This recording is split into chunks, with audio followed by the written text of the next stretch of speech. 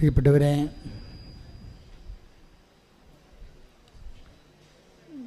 ഉടമ്പടിയിലൂടെയുള്ള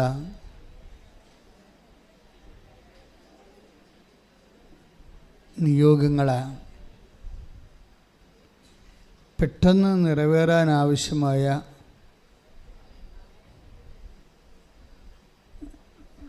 ചില വിശ്വാസ സമീപനങ്ങളുണ്ട്. നമ്മുടെ ഈ വചനധാരയിൽ എപ്പോഴും നമ്മൾ കണ്ടെടുക്കാൻ ശ്രമിക്കുന്നത് എങ്ങനെ എഫക്റ്റീവായിട്ട് കാര്യക്ഷമമായിട്ട് ഉടമ്പടി നിറവേറ്റാൻ കഴിയും. അതിന് ഒരു വ്യക്തിക്ക് വേണ്ട സ്വകാര്യ നിലപാടുകൾ എന്തെല്ലാമാണ്, അതിൻ്റെ സുവിശേഷപരത എത്രത്തോളമുണ്ട്. അങ്ങനെ വളരെ ഉത്തരവാദിത്തത്തോടു കൂടിയാണ് നിങ്ങൾ ഈ ഉടമ്പടി ക്ലാസ് ശ്രദ്ധിക്കുന്നത്. എനിക്ക് ഭയങ്കര സന്തോഷമുണ്ട്. സാക്ഷ്യം പറയുമ്പോഴൊക്കെ ആൾക്കാർ അവരുടെ ദൈവാനുഭവങ്ങളിലെ കോട്ട് ചെയ്യുന്നത് ഈ ഉടമ്പടി ധ്യാനത്തിൽ കിട്ടിയിട്ടുള്ള ഒരു തൊട്ടറിവുകളൊക്കെയാണ്. ഉടമ്പടി ധ്യാനം വളരെ ഗൗരവമായിട്ട് പല പ്രാവശ്യം കേട്ട് ഗ്രഹിച്ച് പ്രയോഗിക്കുന്നവരുണ്ട്. കാരണം ഇതൊരു സിദ്ധാന്തവും പ്രയോഗവും പോലെയാണ് വരുന്നത്. ഉടമ്പടി ഒരു സിദ്ധാന്തമാണ്, പക്ഷേ വളരെ പ്രാക്ടിക്കലായിട്ടുള്ള പ്രായോഗികമായിട്ടുള്ള ഒത്തിരി വ്യയം ചെയ്യാതെ ഒത്തിരി ഹാർഡ് വർക്ക് ചെയ്യാതെ ലളിതമായി നമുക്ക് സമീപിക്കാവുന്ന പ്രായോഗിക പശ്ചാത്തലമാണ് ഉടമ്പടിക്കുള്ളത്. അതുകൊണ്ടാണ് ഉടമ്പടി എടുക്കുമ്പോൾ തന്നെ ചിലർക്ക് വലിയ സാക്ഷ്യങ്ങൾ ലഭിക്കുന്നത്. ഇന്നലെ ഒരു സാക്ഷ്യമുണ്ടായിരുന്നു. അതായത് സാക്ഷ്യം പറഞ്ഞത് അനിലാണ്. അദ്വൈതം മാനന്തവാടിയിൽ നിന്നാണ്. അനിലും ഭാര്യയുടെ സാക്ഷ്യം എനിക്ക് വളരെ ഹൃദ്യമായിട്ട് തോന്നിയാണ്. അവിടെ വീട്ടുപേര് അദ്വൈതമെന്ന. അപ്പം അനിൻ്റെ സാക്ഷ്യം ഇതാണ്. ഒത്തിരി ഉണ്ട്. 6 നിയോഗങ്ങളിലെ 5ഉം വിസ്മയകരമായ രീതിയിലാണ് ടൈം ബൗണ്ടായിട്ട് നടക്കുന്നത്. ടൈം ബൗണ്ടാണ്, അതായത് അവൻ ഉദ്ദേശിച്ച സമയത്തിന് മുമ്പ് തന്നെ അത് ടാർഗറ്റ് ക്ലിയർ ചെയ്യും. അപ്പോൾ അത് ഭയങ്കര വിസ്മയമാണ്. അപ്പോൾ അത് പുള്ളിക്കാരൻ പറയണത്, ഇനി ഓർക്കണം, ഈ അനിലെന്ന് പറയുന്ന ആൾ അല്ല ഉടമ്പടി എടുത്തിരിക്കുന്നത്. ഉടമ്പടി എടുത്തിരിക്കുന്നത് അദ്ദേഹത്തിൻ്റെ ഭാര്യയാണ്. പക്ഷേ ഭാര്യയുടെ ഉടമ്പടി ഭാര്യ വന്ന് വീട്ടിൽ വിശദീകരിച്ചപ്പോൾ അയാൾക്ക് പെട്ടെന്ന് അഭിഷേകം കിട്ടി. അല്ലാതെ നമ്മളിവിടെ ധ്യാനം കൂടിയതല്ല, ഭാര്യ കൈമാറിയതാണ്. അപ്പോൾ ഭാര്യയുടെ ഈ വിശ്വാസ കൈമാറ്റത്തിൽ ഭർത്താവിന് പ്രത്യേക അഭിഷേകം കിട്ടി. അപ്പോൾ അതൊരു വല്ലാത്ത കൈമാറ്റം ആയിക്കണം. കാര്യം അതിൻ്റെ അകത്ത് നമുക്കറിയാമല്ലോ, ഒരു ഫസ്റ്റ് ഓഫ് ഓൾ ഒരാളോട് പറയുമ്പോൾ ഏറ്റവും പ്രശ്നമുണ്ട്, കലഹം ഉണ്ടാക്കുന്നത് നമ്മുടെ ബുദ്ധിയായിരിക്കും. ബുദ്ധി ആദ്യം കലഹിക്കും. അപ്പോൾ ഇവരുടെ ബുദ്ധിയെ നമ്മൾ ആദ്യം തന്നെ ആ ബുദ്ധിയെ കീഴ്പ്പെടുത്താതെ വൈകാരികമായിട്ടുള്ള ഒരു പ്രയോഗ രീതികൾ നമ്മൾക്ക് അതിൻ്റെ അകത്ത് ഇമ്മേഴ്സ്ഡ് ആകാൻ, പങ്കാളിയാകാൻ പറ്റത്തില്ല. ഇപ്പോഴ് വരണ ഒരു വിഷയം, ഉടമ്പടിയിൽ എന്തുകൊണ്ടാണ് ഇപ്പോൾ ഈ ആഴ്ചയിലൊക്കെ സംഭവിക്കണമെന്ന് വെച്ച് കഴിഞ്ഞാൽ 2024 കഴിഞ്ഞപ്പോൾ 10 സാക്ഷ്യങ്ങൾ കൂടി ഡെയിലി. നമുക്ക് എപ്പോഴും കിട്ടുന്നത് ഒരു 10-18 സാക്ഷ്യങ്ങളാണെങ്കിൽ ഇപ്പോൾ അത് 2004 ആയപ്പോൾ ദിനം പ്രതി 28 സാക്ഷ്യങ്ങളായിട്ട് കൂടി. എഴുതി തന്നെയൊക്കെ 100-500 അതൊന്നുമല്ല ഇവിടെ പറയാൻ വേണ്ടി വന്നത്. ഈ പ്ലാറ്റ്ഫോമിലെ സാക്ഷ്യസുവിശേഷ പ്രയോഗത്തിന് വേണ്ടി വരുന്നവരുടെ എണ്ണം ഒരു 30% കൂടി. 10 കോടി എന്ന് പറയുമ്പോൾ 30% കൂടി. എന്തുകൊണ്ടാണ് ഇങ്ങനെ പെട്ടെന്ന് 30% ഒരു ഹൈക്ക് വന്നത്? അതിൻ്റെ കാരണം ബുദ്ധിപരമായിട്ട് ആരോഗ്യമൊക്കെ ഇത് വല്ലാതെ സ്വാധീനിച്ചെന്നാണ്. കാരണം ഒരു മനുഷ്യന് ബുദ്ധിപരമായിട്ട് സ്വാധീനിച്ചാൽ മാത്രമേ ബാക്കി ഇമോഷണലായിട്ട് അവൻ സെറ്റപ്പ് ആകത്തുള്ളൂ. ഈ ബുദ്ധിപരമായിട്ട് സ്വാധീനിക്കുന്നത് എന്താണ്? പണ്ടൊക്കെ ഉടമ്പടി അമ്മ തന്ന 16-17 കാലഘട്ടങ്ങളിലൊക്കെ വല്ലാത്ത വിമർശനങ്ങൾ എല്ലാവരുടെ ഭാഗത്തു നിന്നുണ്ടായി. ഡോക്ടേഴ്സ് തന്നെ സമിതികൾ കൂടിയിട്ട് വാട്സപ്പിലൊക്കെ ഗ്രൂപ്പുകളുണ്ടാക്കി കൃപാസനത്തിനെതിരെ. ബുദ്ധി കേന്ദ്രങ്ങളിൽ നിന്നും യുക്തിവാദ സംഘങ്ങളിൽ നിന്നൊക്കെ അറ്റാക്ക് ഉണ്ടായി. ജനങ്ങൾ തന്നെ ഇവിടെ അവരുടെ ഇൻസ്റ്റിഗേഷനിൽ വലിയ ജാഥയൊക്കെ നടത്തി ഇത് അടച്ചു പൂട്ടണമെന്നൊക്കെ പറഞ്ഞ്. അപ്പോൾ ഞാൻ വളരെ കൂളായിരുന്നു. സഭയിൽ നിന്ന് എനിക്ക് സമ്മർദ്ദം ഉണ്ടായിരുന്നു. സാക്ഷ്യങ്ങളുടെ എണ്ണം കുറക്കണം, സാക്ഷ്യങ്ങൾ ഡോക്ടേഴ്സിന് സർട്ടിഫിക്കറ്റ് തരാതെ സാക്ഷ്യങ്ങൾ പ്രസിദ്ധീകരിക്കരുതെന്നൊക്കെ സഭയിൽ നിന്ന് എനിക്ക് സമ്മർദ്ദം ഉണ്ടായി. 1-2 പ്രാവശ്യമൊക്കെ ഉണ്ടായി. അപ്പോഴൊക്കെ ഞാൻ ഇവരോടൊന്നും പ്രവർത്തകരോടൊന്നും അത് പറയത്തില്ല. അപ്പോൾ എൻ്റെ മനസ്സിലിരുന്ന മുഴുവനെന്ന് വെച്ചാൽ സാക്ഷ്യത്തിലാണ് സംഭവിക്കുന്നത്. ഉടമ്പടി സ്ഥിരീകരിക്കുക എന്ന് വെച്ച് കഴിഞ്ഞാൽ അടയാളങ്ങളാണ്. ദൈവം സഹകരിച്ചു കഴിഞ്ഞാൽ അടയാളങ്ങളുണ്ടാകും. അതാ കർത്താവ് അവരോടുകൂടെ പ്രവർത്തിക്കട്ടെ. ദ വേർഡ് ഓഫ് ഗോഡ് സ്തുതിക്കട്ടെ. ഹല്ലേലൂയ, ഹല്ലേലൂയ, ഹല്ലേലൂയ, ഹല്ലേലൂയ. യേശുവേ നന്ദി, യേശുവേ സ്തുതി. ഹല്ലേലൂയ. മർക്കോസ് 16:20. മർക്കോസ് 16:20. അവർ എല്ലായിടത്തും പോയി പ്രസംഗിച്ചു. പറഞ്ഞേ അവരെല്ലായിടത്തും പോയി പ്രസംഗിച്ചു. കർത്താവ് അവരോട് കൂടെ പ്രവർത്തിക്കുകയും അവരോട് കൂടെ പ്രവർത്തിക്കുകയും അടയാളങ്ങൾ കൊണ്ട് വചനം സ്ഥിരീകരിക്കുകയും ചെയ്തിരുന്നു. ഇതാണ് സാധനം. അതായത് കർത്താവ് അവരോട് കൂടെ പ്രവർത്തിക്കും. അപ്പോൾ എൻ്റെ മനസ്സിൽ എനിക്ക് കൺഫ്യൂഷൻ ഇല്ലാഞ്ഞ കാര്യം, സമയഘടികാരം നെഞ്ചിൽ ചാർത്തി ഈ സിൽവർ ഗ്രേയിൽ അമ്മ ഞാൻ മുമ്പിൽ കണ്ടതല്ല, എന്നോട് പുറകോട്ട് തിരിഞ്ഞു നോക്കാൻ മനസ്സ് ആവശ്യപ്പെട്ടിട്ട് ഞാൻ പുറകോട്ട് തിരിഞ്ഞു നോക്കുമ്പോഴാണ് ഇത് കാണുന്നത്. പത്തരയും എന്നെ മുട്ടി വിളിച്ച് പുറകോട്ട് തിരിച്ചു നോക്കി കാണിച്ച കാഴ്ചയാണ്. ആ കാര്യത്തെക്കുറിച്ച് ഈ ലോകത്ത് എൻ്റെ കഴുത്ത് കണ്ടിച്ച് കളഞ്ഞാൽ ഞാനത് പറയും. കാര്യം I have seen it directly. എനിക്ക് വേണമെങ്കിൽ മാതാവിനെ ടച്ച് ചെയ്യാമായിരുന്നു. ഇത്രയും ടച്ച് ചെയ്യാവുന്ന രീതിയിൽ അമ്മ മാതാവ് ഈ ലോകത്ത് ഇന്നുവരെ പ്രത്യക്ഷപ്പെട്ടിട്ടില്ല. അതുകൊണ്ട് എനിക്കറിയാം. അതുകൊണ്ട് ഞാൻ എവിടെ വന്നാലും മിണ്ടാതിരിക്കുകയുള്ളൂ. ഞാൻ അത് ദൈവത്തിന് വർക്ക് ചെയ്യാൻ ഇത്തിരി സമയം കൊടുക്കുക. അതാണ് ഞാൻ കണ്ടത്. അതാണ് ഞാൻ മറുപടി ഒന്നും പറയാറുന്നത്. എനിക്ക് കാര്യം മറുപടി എന്ന് പറയണത് നമ്മൾ നാക്കുകൊണ്ട് പറഞ്ഞ് ജയിക്കണതല്ല, ദൈവം വാക്കുകൊണ്ട് അത് പ്രയോഗത്തിൽ വരുത്തി അടയാളങ്ങൾ കാണിച്ചുകൊണ്ട് ജനങ്ങളെ തൻ്റെ സാന്നിധ്യം അറിയിക്കുന്നതാണ്. അതുകൊണ്ടാണ് മർക്കോസ് ആദിമസഭയിലുള്ള വിഷയം എന്താണ് ആദിമസഭയിൽ എന്താണ് ഉണ്ടായിരുന്നത്? ആദിമസഭയിൽ ഉണ്ടായിരുന്നത്, ഇപ്പോൾ നമുക്ക് കൃപാസനം എന്ത് സ്പിരിച്വാലിറ്റി ആണെന്ന് ചോദിച്ചാൽ ഞാൻ പറയും കൃപാസനം മരിയ സ്പിരിച്വാലിറ്റിയാണ്. പക്ഷേ അപ്പോസ്റ്റിക് സ്പിരിച്വാലിറ്റിയാണ് അതിൻ്റെ ബേസ്മെൻ്റ് എന്ന് പറയും. കാര്യം വചനം കേട്ട് ആണ് അമ്മ ഈശോനെ, ആ കേട്ട വചനത്തിനെ അമ്മ എന്താ പറഞ്ഞത്? ഇതാ കർത്താവിൻ്റെ ദാസി. അപ്പോൾ ലുക്ക 1:38 ഇതാ കർത്താവിൻ്റെ ദാസി. വചനത്തോട് ആര് ദാസിയാണ് ദാസനാണെന്ന് പറഞ്ഞാലും വചനം ഗർഭം ധരിക്കും എന്ന് വെച്ച് കഴിഞ്ഞാൽ വചനം മാംസമാകും എന്ന് വെച്ചാൽ വചനത്തിൻ്റെ ശക്തി നമ്മളിലേക്ക് ആവഹിക്കപ്പെടും. സ്തുതിക്കട്ടെ. ഹല്ലേലൂയ, ഹല്ലേലൂയ, ഹല്ലേലൂയ, ഹല്ലേലൂയ. വചനം കേൾക്കുമ്പോൾ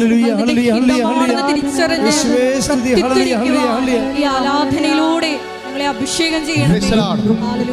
ഹല്ലേലൂയ, ഹല്ലേലൂയ, യേശുവേ സ്തോത്രം. അപ്പം അതെനിക്ക് ഭയങ്കര ഇഷ്ടപ്പെട്ടു. കാര്യത്തിന് അത് ബെനഡിക്ട് മാർപ്പാപ്പയുടെ വചനങ്ങളാണ്. ബെനഡിക്ട് 14-ാം മാർപ്പാപ്പ പറയുമായിരുന്നു, മാതാവ് ഗർഭധാരണം ചെയ്തത് വചനം ചെവിയിലൂടെയാണെന്ന്. അത് തന്നെ റാഫേൽ പിതാവ് എടുത്തിട്ട് കാലഘട്ടത്തിലേക്ക് പ്രയോഗിക്കണത് എന്താണ്? കേൾക്കുന്നതാണ് ഒരു പ്രാർത്ഥനയെന്ന് വെച്ചാൽ എല്ലാ അഭിപ്രായ വ്യത്യാസങ്ങളെയും സ്നേഹത്തോടെ കേൾക്കുമെന്നാണ്. അതല്ലേ കേൾക്കാത്തതാണല്ലോ പ്രശ്നം. അമ്മ മാതാവ് എന്തുകൊണ്ടാണ് എനിക്ക് പ്രത്യക്ഷപ്പെട്ടതെന്ന് നിങ്ങൾ ചോദിച്ചാൽ ഞാൻ പറയും, ഞാൻ 87 തൊട്ട് ആൾക്കാർ കേൾക്കുന്നതാണ്. ഇതിപ്പോൾ നിങ്ങളിപ്പോൾ എൻ്റെ അടുത്ത് വരണത് ചീട്ടും പിടിച്ചല്ലേ പറയണത്. എന്താ കാര്യം? എനിക്ക് വേണ്ടി, അതായത് ആളുകളുടെ കേൾക്കാനുള്ള ആൾക്കാരുടെ എണ്ണം കൂടി. ഒരാൾക്ക് അരമണിക്കൂർ കൊടുക്കാൻ നമുക്കില്ല, അപ്പോൾ ബാക്കിയുള്ള കേൾക്കാൻ പറ്റാതെ വരും. അപ്പോൾ ഞാനൊരു ദിവസം 150 പേരെ കേൾക്കുന്നുണ്ട്. അപ്പോൾ 150 പേരെ അവിടെ കേട്ടിട്ട് അവിടെ മെയിൻ പോയിൻ്റുകൾ എഴുതി വാങ്ങിക്കും. എന്നിട്ട് ഞാൻ അതിലെനിക്ക് മനസ്സിലാകാത്ത എന്തെങ്കിലും വിഷയങ്ങളുണ്ടെങ്കിൽ ഞാൻ അവരോട് ചോദിക്കും. അപ്പോൾ എന്താ പ്രശ്നം വെച്ച് കഴിഞ്ഞാൽ, നമുക്ക് ഒരു 10 പേരെ കേൾക്കാൻ പറ്റുന്ന സ്ഥലത്ത് നമുക്ക് ഒരു 100 പേരെ കേൾക്കാൻ പറ്റും. കേൾക്കണത് നിസ്സാരമല്ല, കേൾക്കണത് പ്രാർത്ഥനയാണെന്നാണ് പറയണത്. അതായത് ഒരു മനുഷ്യൻ, നിങ്ങൾക്കറിയാമല്ലോ, ഇപ്പോൾ സഭയിൽ ഞാൻ ജീവിച്ചപ്പോൾ ചില കൂടുതൽ പഠിച്ചിട്ടുള്ള അച്ഛന്മാർ പറയും, ജോസഫച്ചൻ എന്നാ ചെയ്യണത്? ഞാൻ പറഞ്ഞു, കൗൺസിലിങ്ങിന് ആൾക്കാർ വരുന്നുണ്ട്. നേരത്തെ ഇപ്പോഴുള്ള ചരിത്രമല്ല, പഴയ ചരിത്രമാണ്. കൗൺസിലിങ്ങോ? അത് സൈക്കോളജി പഠിക്കണ്ടേ?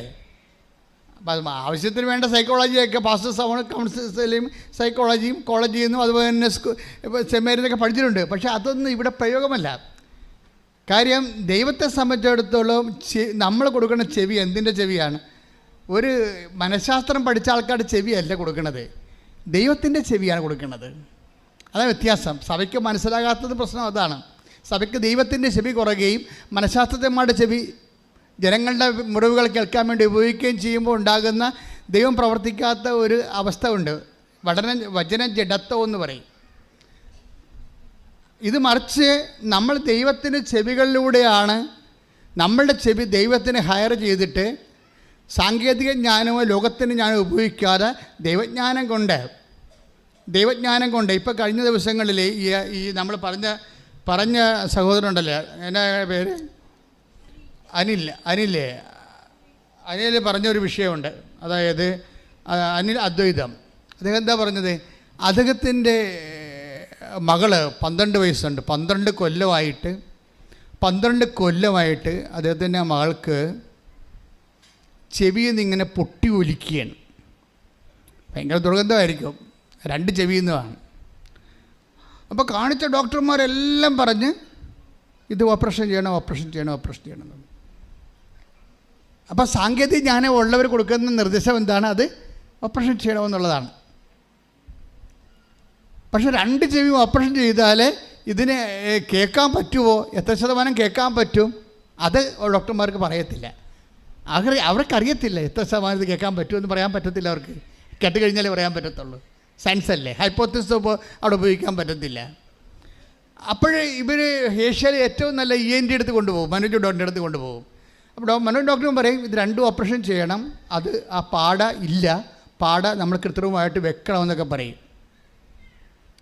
അതാണ് നമുക്ക് സാങ്കേതികമായി കേൾക്കണത്. പക്ഷെ കർത്താവിൻ്റെ ചെവി കൊടുത്ത് കേൾക്കുമ്പോൾ വേറെ വിഷയമാണ്. അവർ ഉടമ്പടി എടുത്തിട്ട് എൻ്റെ അടുത്ത് കൊണ്ടുവരുമ്പോൾ ഞാൻ പറയും ഇത് ഓപ്പറേഷൻ വേണ്ട, കർത്താവ് ഇത് സുഖപ്പെടുത്തിക്കൊള്ളൂ എന്ന് പറയും. അത്രേ ഉള്ളൂ കേൾക്കണത്. ആ ചെവി അന്ന് തന്നെ പഴുപ്പ് അവസാനിക്കും. ഇന്ന് വരെ പിന്നെ പഴുപ്പ് വന്നിട്ടില്ല. ആ സാക്ഷി ഇന്നിടുന്നുണ്ട്, നിങ്ങളെ പോയി ഇന്ന് കാണണം കേട്ടോ ആ സാക്ഷ്യം. അതിൻ്റെ കർത്താവിന് ചെവി കൊടുത്ത് കേൾക്കണമെന്ന് പറയും. അതിൽ ലോകത്തിൻ്റെ ജ്ഞാനമല്ല. അപ്പോസ്തലിക കാലത്തെ സഭയുടെ അഭിഷേക ആ ഡൈമെൻഷൻസ് കുറയുകയും ലോകത്തിൻ്റെ ജ്ഞാനം വളർന്നപ്പോൾ അത് എടുത്തിട്ട് ആത്മാക്കളുടെ ആഫ്റ്റർ ഓൾ നമ്മൾ ആ ഒരു മനുഷ്യൻ്റെ കാര്യം സാങ്കേതികമായി മാനസികമായി കേട്ടതുകൊണ്ട് ദൈവത്തിന് എന്താ പ്രയോജനം? ഒരു പ്രയോജനമില്ല. ദൈവം എന്താ നോക്കണത്? യേശുക്രിസ്തുവിൻ്റെ ക്രൂശിക്കപ്പെട്ടൊരു സാഹചര്യമുണ്ട് ഇവിടെ. ആ യേശുക്രിസ്തു ക്രൂശിക്കപ്പെട്ട സാഹചര്യത്തിന് ദൈവപിതാവ് കൊടുത്ത മറുപടിയാണ് കർത്താവിൻ്റെ പുനരുദ്ധാനമെങ്കിൽ, ആ യേശുക്രിസ്തുവിൻ്റെ പാപത്തിന് പരിഹാരമായിട്ടാണ് ക്രൂശിക്കപ്പെട്ടതെങ്കിൽ എൻ്റെ പാപത്തിൻ്റെ പരിഹാരം ഞാൻ ചെയ്യുന്നതിന് പകരം അവൻ ഏറ്റെടുത്തെന്ന് ഞാൻ വിശ്വസിക്കുമ്പോൾ, അവൻ ഉയർത്തുന്നപ്പോൾ എനിക്ക് പങ്കാളിത്തം ലഭിക്കുമെങ്കിൽ അതാണ് നിത്യത എന്ന് പറയുമ്പോൾ, നിത്യതയാണ് ദൈവത്തിൻ്റെ ലക്ഷ്യം. നിത്യതയ്ക്ക് പ്രയോജനമില്ലാത്ത ഒരു വ്യക്തികളുടെ സാങ്കേതിക ജ്ഞാനവും ദൈവം തള്ളിക്കളയും. അതുകൊണ്ടാണ് ബുദ്ധിമാന്മാരെ അവിടെ ബുദ്ധികൾ തന്നെ ദൈവം കുടുക്കിയെന്ന് പറയുന്നത്. അത്തരം കുടുക്കിലാണ് സഭ കിടക്കുന്നത്. സഭയുടെ പല സാങ്കേതിക കൗൺസിലിംഗ് സംഭവങ്ങൾ കിടക്കുന്നതിൻ്റെ അവസ്ഥ ഇതാണ്. അവിടെ ഉപയോഗിക്കേണ്ടത് എന്താണ്? ഈ വ്യക്തി യേശുക്രിസ്തുവിൻ്റെ പുനരുദ്ധാനത്തിന് ഇവൻ സാക്ഷ്യം വഹിക്കുമോ? കർത്താവിൻ്റെ പീഡാനുഭവത്തിൻ്റെ ഭാഗമായി ഇപ്പം അനിലിൻ്റെ സാക്ഷ്യത്തിലേക്ക് ഞാൻ തിരിച്ചു വരികയാണ്. അനിൽ എന്താ പറയണത്? ഞാൻ എൻ്റെ വൈഫിൻ്റെ കൂടെ നിന്നുകൊണ്ട് ഉടമ്പടി പാലിച്ചുകൊണ്ടിരുന്നു. ഞാൻ അരമണിക്കൂർ വചനം വായിക്കണമല്ലോ. ഞാൻ വചനം വായിക്കാനും തുടങ്ങി വൈഫിൻ്റെ കൂടെ. അപ്പോഴൊരു വചനം എന്നെ വല്ലാതെ അങ്ങ് സ്പർശിച്ചു. അപ്പോൾ ഞാൻ ഓർത്തത് നല്ല വചനങ്ങൾ, ഇപ്പോൾ പെട്ടി വചനങ്ങളുണ്ടല്ലോ, പെട്ടി വചനങ്ങളെന്ന് പറഞ്ഞ സാധനമില്ലേ. എന്താ വെച്ചാൽ നമ്മൾ ഓരോ ദിവസവും നമ്മൾ ഈ പെട്ടി വരണ വചനങ്ങളുണ്ടല്ലോ, എന്നിട്ട് നമ്മളിങ്ങനെ തത്തച്ചിട്ടെടുക്കണ പോലെ എടുത്ത് നോക്കത്തില്ലേ, അല്ലേ? നിനക്ക് സമാധാനം, അല്ലേ? ഞാൻ പെട്ടി വചനം. ഈ പെട്ടി വചനം മനുഷ്യനെ ശരിക്കും തട്ടിപ്പാണ് ശരിക്കും പറഞ്ഞാൽ. അതെന്നിട്ട് അതിൻ്റെ അകത്തെല്ലാം നല്ലതാണ് എഴുതിയിട്ടിരിക്കുന്നത്. അപ്പോൾ നല്ല എഴുതി കിടക്കുമ്പോൾ ഒരു വഞ്ചനയാണ് ശരിക്കും പറഞ്ഞാൽ. നിന്നെ ഒരിക്കലും മാനസാന്തരപ്പെടുത്തത്തില്ല. നിനക്ക് തിന്മയുണ്ടെങ്കിൽ, നിനക്ക് പാപമുണ്ടെങ്കിൽ, നീ ദൈവത്തിൻ്റെ വഴികളിലല്ലെങ്കിൽ നിന്നെ തിരിച്ച് വിളിക്കത്തില്ല. നീ എല്ലാ പാപങ്ങളിലും തിന്മകളിലും അഴിമതികളിലും അനീതികളിലും ആഭിചാരങ്ങളും വ്യഭിചാരങ്ങളും മുഴുകുമ്പോഴും നിനക്ക് ആശീർവാദം നൽകിക്കൊണ്ടിരിക്കും പെട്ടിവചനങ്ങൾ. പക്ഷേ അതുകൊണ്ടാണ് പെട്ടിവചനങ്ങൾ മാനസാന്തരപ്പെടാത്തത് കൊണ്ട് തന്നെയാണ് അത് പലപ്പോഴും നമ്മുടെ ജീവിതത്തിലെ, ഞാനതിനെ നിഷേധിക്കുന്നില്ല, ആഫ്റ്റർ ഓൾ ഇറ്റ് ഈസ് വചനം, അത് വചനം തന്നെയാണത്. പക്ഷേ വചനം കൊണ്ട് ദൈവം ഉദ്ദേശിക്കുന്ന ആത്യന്തികമായ ലക്ഷ്യങ്ങളെ അത് സാധീകരിക്കത്തില്ല. മനസ്സാന്തത്തിലേക്ക് നിന്നെ നയിക്കുന്നില്ലെങ്കിൽ വചനങ്ങൾ ഒരു ഭാവുകങ്ങളായി മാറും. ഭാവുകം ഇനി full can give you except God. കാര്യം എന്നെ സംഭവം എന്ന് വെച്ച് കഴിഞ്ഞാൽ, നിനക്ക് പിന്നെ ആർക്കും ഭാവുകം നൽകാം. ഭാവുകങ്ങൾ നൽകിക്കൊണ്ട് നിന്നെ എത്ര കാലം ദൈവത്തിന് കൊണ്ട് നിർത്താൻ പറ്റും? ഈ ജീവിതത്തിൻ്റെ അവസാനം വരെ നിർത്താൻ പറ്റുമെന്ന് കരുതിക്കഴിഞ്ഞാൽ അതിനപ്പുറമുള്ള ജീവിതത്തിന് ആരാണ് മുതൽ മുടക്കാൻ പോണത്? നോബഡി. അതുകൊണ്ടാണ് കലേബിനെ കുറിച്ച് പറയണത്. എന്താ പറയണത്? കലേബിനെ നയിച്ച ആത്മാവ് വ്യത്യസ്തമായിരുന്നു. എന്താണ് വ്യത്യസ്തം? അവൻ പൂർണ്ണമായി എന്നെ അനുഗമിച്ചെന്ന്. ഹല്ലേലൂയ ഹല്ലേലൂയ ഹല്ലേലൂയ ഹല്ലേലൂയ. യേശുവേ നന്ദി, യേശുവേ സ്തുതി. ഹല്ലേലൂയ ഹല്ലേലൂയ ഹല്ലേലൂയ ഹല്ലേലൂയ. സംഖ്യ 14:24. ഒന്നിനു പറഞ്ഞേ. സംഖ്യ 14:24. എന്നെ നിന്ദിച്ചവരാരും അത് കാണുകയില്ല. പറഞ്ഞേ, എന്നെ നിന്ദിച്ചവരാരും അത് കാണുകയില്ല. അത് കാണുകയില്ല. വാഗ്ദാന ഭൂമി കാണുകയില്ല, നിയോഗം പ്രാപിക്കത്തില്ലെന്നാണ് പറയണത്. വായിച്ചോളൂ. എന്നാൽ എന്റെ ദാസനായ കാലേബിനെ അവൻ ഒറ്റുനോക്കിയ ദേശത്തേക്ക് ഞാൻ കൊണ്ടുപോകും. അവന്റെ സന്തതികൾ അത് കൈവശമാക്കും. എന്തെന്നാൽ അവനെ നയിച്ച ചൈതന്യം വ്യത്യസ്തമാണ്.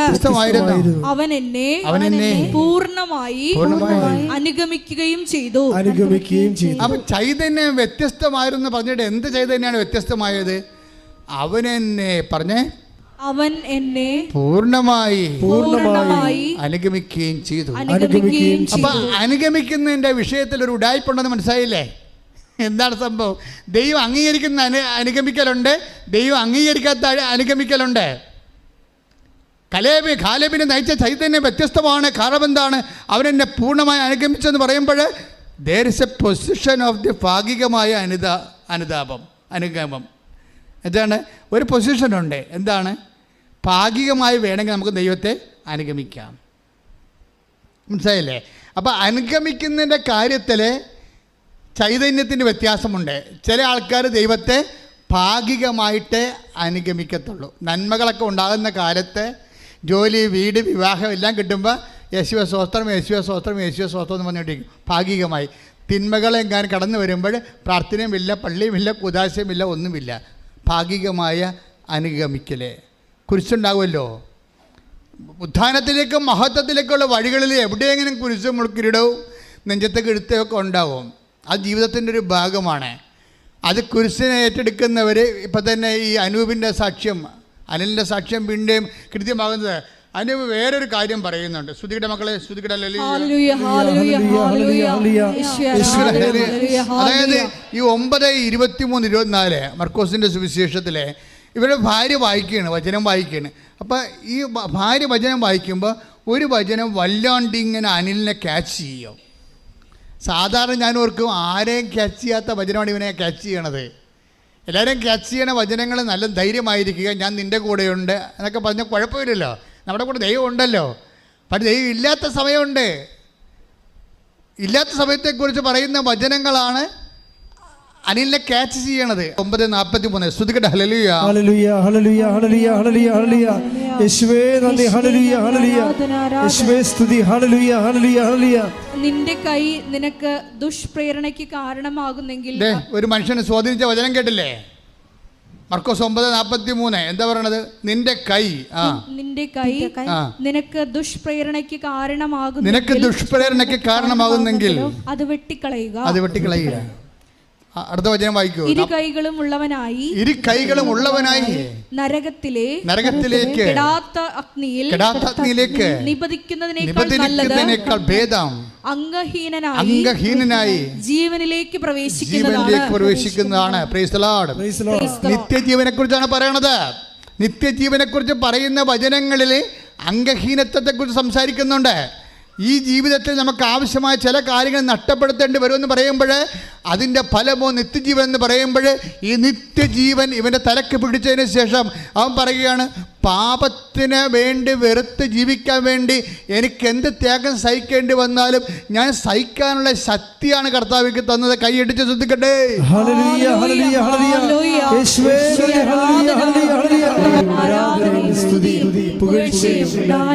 ഇതാണ് ഈ വിഷയം. എന്താ വിഷയം? നമുക്ക് ദൈവത്തെ രണ്ട് തരത്തിൽ അനുഗമിക്കാൻ പറ്റും. ഒന്നെന്താണ്? പൂർണ്ണമായി കാലിബിനെ പോലെ അനുഗമിക്കും. പൂർണ്ണമായി അനുഗമിക്കുക എന്ന് വെച്ചതിൻ്റെ അർത്ഥം എന്താണ്? ഇടയ്ക്ക് തിരിച്ചു പോരണമെന്ന് തോന്നാതെ അനുഗമിക്കുക. യേശുവിനെ അനുഗമിക്കുന്നതിൽ ഇവനെന്താ പറയണത്? അനിലെന്താ പറയണത്? ഞങ്ങളുടെ വീട്ടിൽ കക്കൂസെ പാത്തിരുന്ന ദിവസങ്ങളുണ്ട്. എന്താ കാര്യം? ഭയങ്കര കടക്കാർ വന്ന് മുടിഞ്ഞ് ഇവരെ വീട് വളയും. റെയ്ഡ് ചെയ്യണ പോലെ വീട് വളയുമ്പോൾ ഈ മനുഷ്യൻ പോയി കക്കൂസ പാത്തിരിക്കും. ഓരോ മനുഷ്യന്മാർ ജീവിക്കണ ജീവിതം കണ്ടില്ലേ? എന്നിട്ട് വൈഫ് പുറത്തേക്ക് പറയും, അനിലിവിടെ ഇല്ല, അനിൽ പുറത്ത് പോയിരിക്കണം എന്ന് പറയും. അങ്ങനെ കുറേ നേരം അവർ നിന്നുവെച്ചാൽ അവർ പുറത്ത് പോകും. ഇങ്ങനെ എത്ര പ്രാവശ്യം ഞാൻ കടക്കാരെ പേടിച്ച് കക്കൂസെ പാത്തിരുന്നിട്ടുണ്ട്. അന്ന് എൻ്റെ കർത്താവിനോട് ഞാൻ ഉടമ്പെടുത്തപ്പോൾ ഇത്തേ പറഞ്ഞോളൂ, എൻ്റെ തുഴച്ചിൽ കൊണ്ട് കുടുംബം കടമായിട്ടാണ് പോണത്. എൻ്റെ വൈഫിനൊരു 7000 രൂപ കിട്ടണ ജോലി കൊടുത്താൽ ഞങ്ങൾ കടക്കാരെ പേടിച്ച് കക്കൂസ പാത്തിരിക്കാൻ ജീവിക്കാൻ പറ്റും. ആ ഉടമ്പടി ഒരു ചോദ്യം ചോദിക്കുകയാണ്. നിങ്ങൾ ഉടമ്പടിക്ക് കണ്ണ് നിറഞ്ഞു പോകും നമ്മുടെ. ആ മനുഷ്യൻ 70,000 രൂപ ചോദിക്കണത്. 7000 രൂപയുടെ ജോലി എൻ്റെ വൈഫിന് നീ ഒരു മാസം കൊടുത്താൽ എനിക്ക് കക്കൂസ് കഥ കിടക്കാതെ ജീവിക്കാൻ പറ്റുമെന്ന് പറഞ്ഞു. ആ ഒരു ചങ്കയെ കൊണ്ട് ചോദിച്ചൊരു ചോദ്യത്തിന് ഉത്തരം കൊടുത്തിരിക്കുന്നത് അറിയാമോ? ആ വൈഫിന് കൊടുത്തിരിക്കുന്ന ജോലി നിങ്ങൾ നോക്കണം. ഒരു മാസം 2 ലക്ഷം രൂപയുടെ ജോലി കൊടുത്തിരിക്കണം.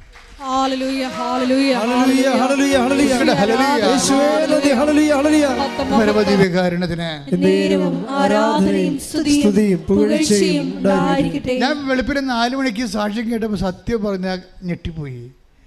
7000 രൂപ ചോദിക്കുമ്പോഴേ നമുക്ക് 10 ഇരട്ടി 70,000 ആക്കിക്കൊള്ളുക. ഇതങ്ങനെയല്ലല്ലോ. 30 ഇരട്ടി കൊടുക്കണം. 30 ഇരട്ടിയൊന്നുമല്ല. എത്രയാണെന്ന് എനിക്കൊരു പിടിയില്ല. നിങ്ങൾക്ക് സാക്ഷ്യം ഒന്ന് കേൾക്കണം കേട്ടോ. പക്ഷേ ഈ മനുഷ്യൻ ഇങ്ങനെ ഇത്രയും ആ ജീവിതത്തിൽ നിന്നെല്ലാം ഈ ഉടമ്പടി, അതാണ് ഈ ഉടമ്പടിയിൽ ഇങ്ങനെ ആളിങ്ങനെ എല്ലാ ദിവസവും കൂടുന്നത്. കാര്യം അനിലെന്ന് പറഞ്ഞ ഒരു ക്രിസ്ത്യാനി അല്ല. അതാണ് രസം. നമ്മളെ ഞെട്ടിപ്പിച്ചുള്ള പ്രശ്നം ഇതാണ്. ഫ്രഷ് ഹാൻഡാണ്. അതിനാൾ പറയുന്നുണ്ട്, അമ്മയെടുത്ത് വന്നപ്പോൾ അമ്മയാണ് ഈശോനെ എന്നെ കാണിച്ചു തന്നത്, ഈശോയാണ് നിത്യജീവൻ എന്നെ കാണിച്ചു തന്നതെന്ന്. ശ്രദ്ധിക്കട്ടെ.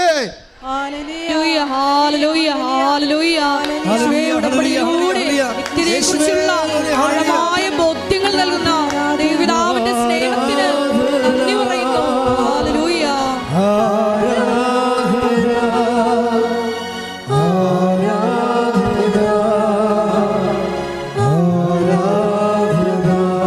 പരിശുദ്ധ പരമദിവ്യകാരുണ്യത്തിന് ആരാധനയും സ്തുതിയും പുകഴ്ചയും ഉണ്ടാകട്ടെ. ഇപ്പോൾ ഉടമ്പടി ഇങ്ങനെ സഞ്ചരിച്ച് അങ്ങോട്ട് പോകും. നിത്യത വരെ സഞ്ചരിച്ച് പോവുകയാണ്.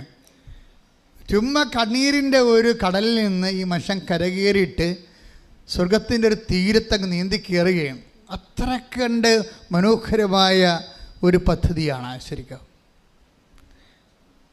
അതുകൊണ്ട് തന്നെ നിങ്ങൾക്ക് ബുദ്ധിപരമായി മനുഷ്യന്മാർ കീഴടക്കുന്നത് എന്താണ്? സാക്ഷ്യമാണ്. ഈ സാക്ഷ്യം കേട്ടാൽ ആരാണ് കർത്താവിനെ വിശ്വസിക്കാത്തത്? ഇങ്ങനെ ഒരു സാക്ഷ്യമാണ്. എത്ര സാക്ഷ്യങ്ങളാണ് എത്ര സാക്ഷ്യങ്ങളാണ്. ഇപ്പോൾ സാക്ഷ്യങ്ങളെല്ലാം കാണുമ്പോൾ അതുകൊണ്ടാണ് നിങ്ങൾ ഈ സാക്ഷ്യങ്ങൾ ഷെയർ ചെയ്യണമെന്ന് പറയണത്. എന്താ കാര്യം? ഇതിൽ ദൈവത്തിന് പ്രയോജനമുള്ള 2 കാര്യങ്ങളേ ഉള്ളൂ, ബാക്കിയെല്ലാം നിങ്ങൾക്ക് പ്രയോജനമുള്ളതാണ്. അതിന് ബുദ്ധിപരമായിട്ട് ഉടമ്പടിയെ നിങ്ങൾ ദൈവത്തിന് പ്രയോജനമുള്ള 2 കാര്യങ്ങളേ ഇതിനകത്തുള്ളൂ. ഒന്നെന്താണ്? നിങ്ങൾ പത്രം മേടിച്ച് വിതരണം ചെയ്യുമ്പോൾ പ്രാർത്ഥിച്ച് വിതരണം ചെയ്ത് കഴിഞ്ഞാൽ ദൈവത്തിനെ അറിയാത്തവർ അറിയും. അതാണ് ഇതിൽ ആകപ്പാടെ ഉള്ളത്. ഇത് പിന്നെ ബാക്കിയെല്ലാം നമ്മളെ ബാധിക്കുന്ന വിഷയങ്ങളാണ്. നമ്മുടെ വിശുദ്ധീകരണം തീർച്ചയായിട്ടും ദൈവത്തിന് പ്രയോജനമുള്ള കാര്യങ്ങളാണ്. അപ്പോൾ നമ്മുടെ പാപങ്ങൾ ഒഴികെ നമ്മൾ ജീവിക്കുന്നതും വിശുദ്ധിയോട് ജീവിക്കുന്നതും പരസ്നേഹത്തോടെ ജീവിക്കുന്നതും വിശ്വാസത്തോടെ ജീവിക്കുന്നതും. പക്ഷേ വിശ്വാസത്തോടെ ജീവിക്കുമ്പോൾ ഉണ്ടാകുന്ന പ്രശ്നം, നിങ്ങളുടെ വിശ്വാസത്തിന് തന്നെ പലതരത്തിലുള്ള വിശ്വാസത്തിൻ്റെ പരിമിതികളുണ്ട്. ശരിക്കും വിശ്വാസം കൊണ്ട് മാത്രം ഉടമ്പടി നമുക്ക് പൂർണ്ണമായിട്ട് യേശുവിനെ അനുഗമിക്കാൻ പറ്റത്തില്ല. അങ്ങനെ ഒരു പ്രശ്നമുണ്ട്. അത് നമ്മൾ ആ വിശ്വാസത്തിൻ്റെ പരിമിതിയാണ്. വിശ്വാസം കൊണ്ട് മാത്രം നമ്മൾക്ക് പൂർണ്ണമായിട്ട് നമ്മുടെ നിയോഗങ്ങൾ നടക്കും. പക്ഷേ വിശ്വാസം കൊണ്ട് മാത്രം നമുക്ക് പൂർണ്ണമായി കാലേബിനെ നയിച്ച അരൂപി വ്യത്യസ്തമായിരുന്നു എന്നും 14:24 വായിക്കും. സംഖ്യ 14:24 വായിച്ചില്ലേ? കാലേബിനെ നയിച്ച ചൈതന്യം വ്യത്യസ്തമായിരുന്നു. കാര്യം എന്താണ്? അവൻ പൂർണ്ണമായി എന്നെ അനുഗമിച്ചു. ഈ പൂർണ്ണമായി അനുഗമിക്കണതുണ്ട്, അതേസമയം തന്നെ ഭാഗികമായി അനുഗമിക്കണത്. ഈ ഭാഗികമായി അനുഗമിക്കണമെന്ന് പറഞ്ഞാൽ എന്താ? നമ്മുടെ കാര്യം കണ്ടു കഴിയുമ്പോൾ നമ്മൾ ഗുഡ് ബൈ പറയും. അതാണ് വിഷയം. അതാ ഭാഗിക അനുഗമനം. ഇപ്പം നിങ്ങളുടെ മകളെ കെട്ടിക്കണ വിഷയമാണ്. മകൾ കെട്ടിക്കഴിഞ്ഞാൽ പിന്നെ നിങ്ങൾ മുങ്ങിക്കളയും. മനസ്സിലല്ലേ? ക്രിസ്ത്യാനികളൊരു വർഗ്ഗമുണ്ട്. ഏത് ചീക്കത്തോട് കണ്ടാലും ആൾക്കാർ മുക്കിയെടുക്കുന്ന വർഗ്ഗമുണ്ട്. അതുപോലെ മുങ്ങണ പാർട്ടിയുണ്ട്. ഇത് സംഭവം കണ്ടു കഴിഞ്ഞാൽ അപ്പം തന്നെ അവിടെ കാര്യം കണ്ടാൽ അവരപ്പം തന്നെ മുങ്ങിക്കളയും. അതാണ് ഭാഗികമായ അനുഗമനം എന്ന് പറയുന്നത്. യേശുവിൻ്റെ കൂടെ മുന്നേ പോകും. ഞാൻ വെച്ചത് ജോലിയുടെ കാര്യമാണ്. ജോലി കിട്ടിയല്ല, തീർന്ന്. പക്ഷെ പിന്നെ ഒന്ന് പൊങ്ങണ്ടേ? എപ്പോഴെങ്കിലും മുങ്ങിക്കിടന്നാൻ പറ്റുമോ? ദൈവത്തിൻ്റെ തിരുസന്നിധി മുങ്ങിക്കിടക്കാൻ പറ്റത്തില്ല. ഇടയ്ക്ക് പൊങ്ങണ്ടേ? പൊങ്ങാൻ പിന്നെ ശ്വാസം എടുക്കേണ്ടി വരികയില്ലേ?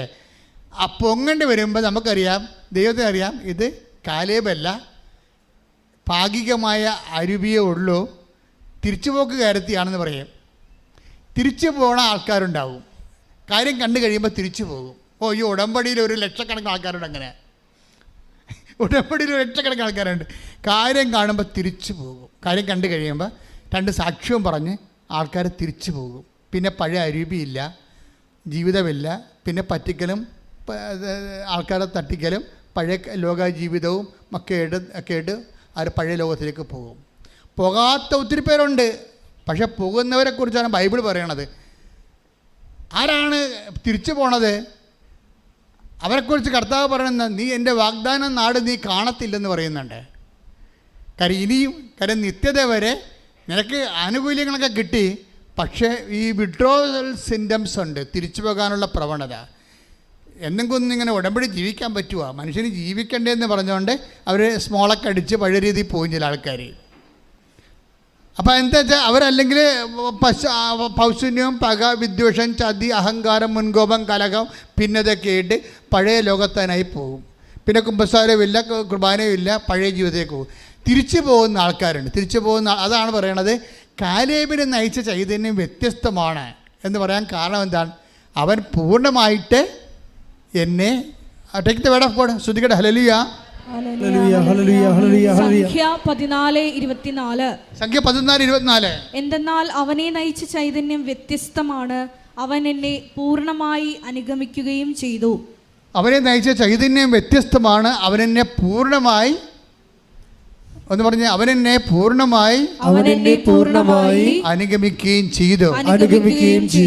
അപ്പോൾ പൂർണ്ണമായി അനുഗമിക്കണം എന്ന് പറഞ്ഞാൽ എന്താണ്? തിരിച്ചു പോകാത്തതിനെയാണ്, ഉടമ്പടി ചൈതന്യങ്ങളിൽ നിന്ന് തിരിച്ചു പോകാത്തതിനെയാണ്. ഇപ്പം ഞാൻ ഓർക്കുവേ, നമുക്ക് 10 ലക്ഷം സബ്സ്ക്രിപ്ഷൻ ഇല്ലേ? പക്ഷെ ഉടമ്പടി ധ്യാനം കൂടുന്ന 3 ലക്ഷം പേരാണല്ലോ. ബാക്കി 9 ലക്ഷം പേരെന്ത് തിരിച്ചു പോയി? അത് കറക്റ്റല്ലേ? ഉടമ്പടി കാലം കഴിഞ്ഞപ്പോൾ അവർ തിരിച്ചു പോയി. തിരിച്ചു പോകാത്ത ആൾക്കാരുണ്ട്. ഇപ്പോഴും ആ പഴയതുപോലെ അതേ ചൈതന്യത്തിൽ ജീവിക്കുന്ന ആൾക്കാർ. ഇപ്പോൾ നമുക്ക് 10 ലക്ഷം സബ്സ്ക്രിപ്ഷൻ ഇല്ലേ? പക്ഷേ ഉടമ്പടി ധ്യാനം കൂടുന്ന എത്ര പേരാണ് ഒരാഴ്ചയിൽ? 3 ലക്ഷം പേര്. ബാക്കി 7 ലക്ഷം പേരെന്ത് ചെയ്യും? അവരാ പഴയ ചൈതന്യത്തിൽ നിന്ന് തിരിച്ചു പോയിരിക്കണം. തിരിച്ചു പോയവരെക്കുറിച്ച് എന്താ ബൈബിൾ പറയണത്? അവരുടെ ചൈതന്യം, അവരെ നയിച്ച ചൈതന്യം കലേബിൻ്റെ ചൈതന്യമല്ല. അതുകൊണ്ട് എന്താണ് സംഭവിക്കണത്? അവർ വാഗ്ദാന നാട് പ്രാപിക്കുകയില്ല. ശ്രദ്ധിക്കട്ടെ, ഹല്ലേലൂയ. 14:3-4 എടുത്തേ. സംഖ്യ 14:3-4. വാളിനിരയാകാൻ കർത്താവ് ഞങ്ങളെ ഈ ദേശത്തേക്ക് കൊണ്ടുവന്നത് എന്തിനാ? കലേബിനെ പോലെ അല്ല, വേറെ കുറച്ച് ആൾക്കാരോടെ ഉണ്ടല്ലോ മോസസിൻ്റെ കൂടെ. അവരും ഉറ്റുനോക്കാൻ പോയ ആൾക്കാരാണ്. അവർ വന്നിട്ട് പറഞ്ഞ് അവിടെ ഉള്ളൊരു അനാർക്കിൻ്റെ മല്ലന്മാരുടെ മക്കളൊക്കെ ഉണ്ട്, നമുക്ക് അവിടെ ചെന്ന് അവരുടെ വാള് കൊണ്ട് നമ്മൾ ചത്തുപോകും. ഇനി യേശുവിൻ്റെ കൂടെ കൂടിക്കഴിഞ്ഞാൽ നമുക്ക് സുഖമായി ജീവിക്കാൻ പറ്റത്തില്ല. നമ്മളിപ്പോഴും ആൾക്കാരെ പറ്റിച്ചും, ഇപ്പോൾ ചില ആൾക്കാർ എന്തുമാത്രം പറ്റിപ്പ് നടത്തിയാണ് ജീവിക്കണേ. പലതരത്തിലല്ലേ, ഇപ്പോൾ പലതരത്തിലുള്ള വിവാഹം വിവാഹം ഡൈവേഴ്സ് എത്തുന്ന ആൾക്കാരുണ്ട്. പറഞ്ഞാൽ നിസ്സാരമായ കാര്യം ചിലപ്പോൾ ഒരു വാശിപ്പുറം അല്ലെങ്കിൽ അവരുടെ താല്പര്യങ്ങളനുസരിച്ച് അപ്പുറത്ത് നടക്കണില്ല. അപ്പം ഞാനൊരു ദിവസം ഒരു സ്ത്രീയോട് ചോദിച്ചു, എടി നീ ഇപ്പം ഈ ഭർത്താവിനെ ഉപേക്ഷിക്കാനൊക്കെ പോണതിൻ്റെ ഉദ്ദേശം നിൻ്റെ അപ്പനല്ലേ? ആണ്. അപ്പനും മകളും തമ്മിൽ നല്ല സ്നേഹമാണ്. മകളെ കാണാതെ അപ്പന് ജീവിക്കാൻ പറ്റത്തില്ല. പക്ഷെ അതിൻ്റെ പേരിൽ എന്ത് കാരണം? ചെറുക്കം വന്ന് മകളുമായിട്ട് അപ്പൻ്റെ കൂടെ വീട്ടിൽ നടക്കണ കാര്യമാണ്. അതായത് ഇവർക്ക് ഈ അപ്പനെയും മകൾക്കും അറിയാൻ പറ്റും. ചില പെൺമക്കൾക്ക് അപ്പന്മാരോട് ഭയങ്കര സ്നേഹമായിരിക്കും, ചില ആമക്കൾക്ക് അമ്മമാരോട് ഭയങ്കര സ്നേഹമായിരിക്കും. ഈ കക്ഷികൾക്ക് ഇതൊക്കെ അറിയാൻ പറ്റും. പക്ഷേ എന്താ പറയണമെന്ന് വെച്ച് കഴിഞ്ഞാൽ അവരുടെ ജീവിത വിളികളുമായിട്ട് നോക്കുമ്പോൾ ഇത് വാളോങ്ങി നിൽക്കും. അതാണ് കലിവ് പറയണത്. വാളാണല്ല വരണത്. അവരുടെ താല്പര്യങ്ങൾ നടക്കത്തില്ലല്ലോ. അവരുടെ താല്പര്യം നടപ്പം അതങ്ങനെ അവൾ എന്നോട് പറയാതെ ഉപേക്ഷിച്ചു. പിന്നെ ഒരു 6 കൊല്ലം കഴിഞ്ഞാൽ വീണ്ടും ഞാൻ അവളെ കണ്ട് വേറെ ഒരുത്തിനെ കെട്ടി, അതിനകത്ത് പിള്ളേരുണ്ട്. ഇപ്പം എന്നാ പറഞ്ഞാൽ അവനെ ഉപേക്ഷിക്കാൻ പോയി. 3ാമത്തെ ഉപേക്ഷ ഇപ്പോൾ കഴിഞ്ഞെന്നാണ് തോന്നണത്. അപ്പോൾ എന്ത് സംഭവിച്ചു കഴിഞ്ഞാൽ ഏതെങ്കിലും ഇപ്പം ഈ പല കാര്യങ്ങളും നിങ്ങൾ കുമ്പസാരിച്ചും കുർബാന സ്വീകരിച്ചൊക്കെ ജീവിക്കും. പക്ഷെ നിങ്ങൾ തട്ടിപ്പുകാരാ, ദൈവത്തിന് നിരക്കാത്ത ആൾക്കാരാ. ദൈവത്തിൻ്റെ വചനങ്ങളല്ല നിങ്ങളെ നയിക്കണത്, നിങ്ങളുടെ ശാരീരികമായ അഭിരുചികളാണ് നയിക്കുന്നത്. അത് ജഡത്തിൻ്റെ ആത്മാക്കളാണ്. ജഡത്തിൻ്റെ ആത്മാക്കൾ തിരിച്ചു പോകും ഇന്നല്ലെങ്കിൽ നാളെ. അവരിനി ഉണ്ടായാൽ തന്നെ അവിടെ ഉണ്ടാകത്തില്ല, അവർ പോയിക്കണം. അവരുണ്ടായിട്ട് നമ്മിങ്ങനെ ബോഡി പ്രസൻസ് ഉണ്ടെന്നേ ഉള്ളൂ, അവിടെ മനസ്സ് ദൈവത്തിന് നകലെയാണ്. അത് ഈശോ പറയുന്നുണ്ട്, നിങ്ങളുടെ ഹൃദയം ഇതിന് നകലെയാണെന്ന്. ശ്രദ്ധിക്കട്ടെ, ഹല്ലേലൂയ. Take the bed of God. ശ്രദ്ധിക്കട്ടെ, ഹല്ലേലൂയ. ഹല്ലേലൂയ, ഹല്ലേലൂയ, ഹല്ലേലൂയ. യേശുവേ നന്ദി. ഹല്ലേലൂയ, ഹല്ലേലൂയ, ഹല്ലേലൂയ. മത്തായി 15:8. മത്തായി 15:8. ഈ ജനം അധരം കൊണ്ട് എന്നെ ബഹുമാനിക്കുന്നു. പറഞ്ഞ ഈ ജനം അധരം കൊണ്ട് എന്നെ ബഹുമാനിക്കുന്നു. എന്നാൽ അവരുടെ ഹൃദയം എന്നിൽ നിന്ന് വളരെ അകലെയാണ്. തിരിച്ചുപോയി. ആ ബോഡി ഇവിടെ ഉണ്ട്, പക്ഷെ മനസ്സും ആത്മാവും ഇവിടെ ഇല്ല. തിരിച്ചുപോയി. അതാണ് വിഷയം. തിരിച്ചുപോക്കുകാരെ ഇങ്ങനെ തിരിച്ചു പോകുന്ന ആൾക്കാരെ സംബന്ധിച്ചിടത്തോളം ദൈവം കലേബിനെ ഉയർത്തിക്കിട്ട് പറയും, ഇത് പൂർണ്ണമായിട്ട് അനുസരിക്കണമാണ്. ഇവൻ്റെ ആത്മ വ്യത്യസ്തമാണ്, ഇവൻ പൂർണ്ണമായി എന്നെ അനുഗമിക്കുന്നു. മറ്റേതെന്താണ്? തിരിച്ചു പോയിരിക്കുന്നു. കലേബാണ്. കലേബിൻ്റെ എതിരായിട്ടുള്ള ആൾക്കാരാണ്. അവരെന്താ പറയണത്? ഇവിടെ നിന്ന് കഴിഞ്ഞാൽ കർത്താവിൻ്റെ കൂടെ നിന്ന് നഷ്ടങ്ങളുണ്ടാകും. ലോകത്തിൻ്റെ നഷ്ടങ്ങളെക്കുറിച്ച് അവർ പറയണത്. അതുകൊണ്ട് എന്താ പറയണത്? സംഖ്യ 14:3-4 എടുത്ത് വായിച്ചോളൂ. ഹല്ലേലൂയ, ഹല്ലേലൂയ, ഹല്ലേലൂയ. വാളിന് ഇരയാകാൻ കർത്താവ് ഞങ്ങളെ ഈ ദേശത്തേക്ക് കൊണ്ടുവന്നത് എന്തിന്? ഞങ്ങളുടെ ഭാര്യമാരും കുഞ്ഞുങ്ങളും ശത്രുക്കൾക്ക് ഇരയായി തീരുമല്ലോ. ഈജിപ്തിലേക്ക് തിരികെ പോകുന്നതല്ലേ നല്ലത്? ഇതാണ് സംഭവം. ഉടമ്പടി എടുത്തതിന് ശേഷം, കാര്യം കണ്ടതിന് ശേഷം തിരിച്ചു പോകുന്നതല്ലേ നല്ലത്. അതാ വിഷയം. ഇങ്ങനെ തിരികെ പോകുന്ന ആത്മാവിനെ കുറിച്ചാണ് പറയണത്. കലേബിനെ ഉയർത്തണതിൻ്റെ കാര്യം അതാണ്. എന്താ പറഞ്ഞത്? കലേബിനെ നയിച്ച ചൈതന്യം വ്യത്യസ്തമാണ്. എന്താണ്? അവനെന്നെ പൂർണ്ണമായി അനുഗമിച്ചിരിക്കുന്നു. മറ്റുള്ളവർ കാര്യം കാണാൻ വേണ്ടി മാത്രം എന്നെ അനുഗമിക്കുകയും പിന്നെ അവർ തിരിച്ചു പോവുകയും ചെയ്തു. പ്രാർത്ഥിക്കുക, കർത്താവായ ദൈവമേ, തിരിച്ചു പോകാത്ത കാലബിനെ പോലെ പൂർണ്ണമായി നിത്യത വരെ നിന്നെ അനുഗമിക്കുന്ന അങ്ങയുടെ ആത്മാവിനാൽ എന്നെ ആകർഷിക്കണമേ, അഭിഷേകം ചെയ്യണമേ.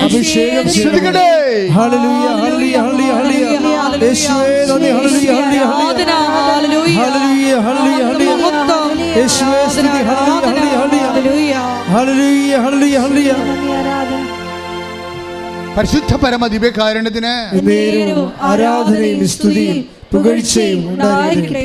നമ്മൾ ഈ തിരിച്ചുപോക്കുകാർ ശ്രദ്ധിക്കേണ്ട കാര്യം വെച്ചാൽ ബൈബിളിൽ ഇതിൻ്റെ ഒരു രീതികളുണ്ട്. ശരിക്കും പറഞ്ഞാൽ ഞാൻ ഈ ദിവസങ്ങളിൽ ചുമ്മാ ഇങ്ങനെ കർത്താവിൻ്റെ വചനം ഞാൻ എപ്പോഴും ഇങ്ങനെ ചോദിച്ചുകൊണ്ടിരിക്കും. ജനങ്ങൾ വരുന്നല്ലോ, എന്താണ് പറയേണ്ടതെന്ന് ചോദിക്കും. അല്ലെ ഞാൻ ബുദ്ധിപരമായി ആലോചിച്ചൊന്നും പറയത്തില്ല.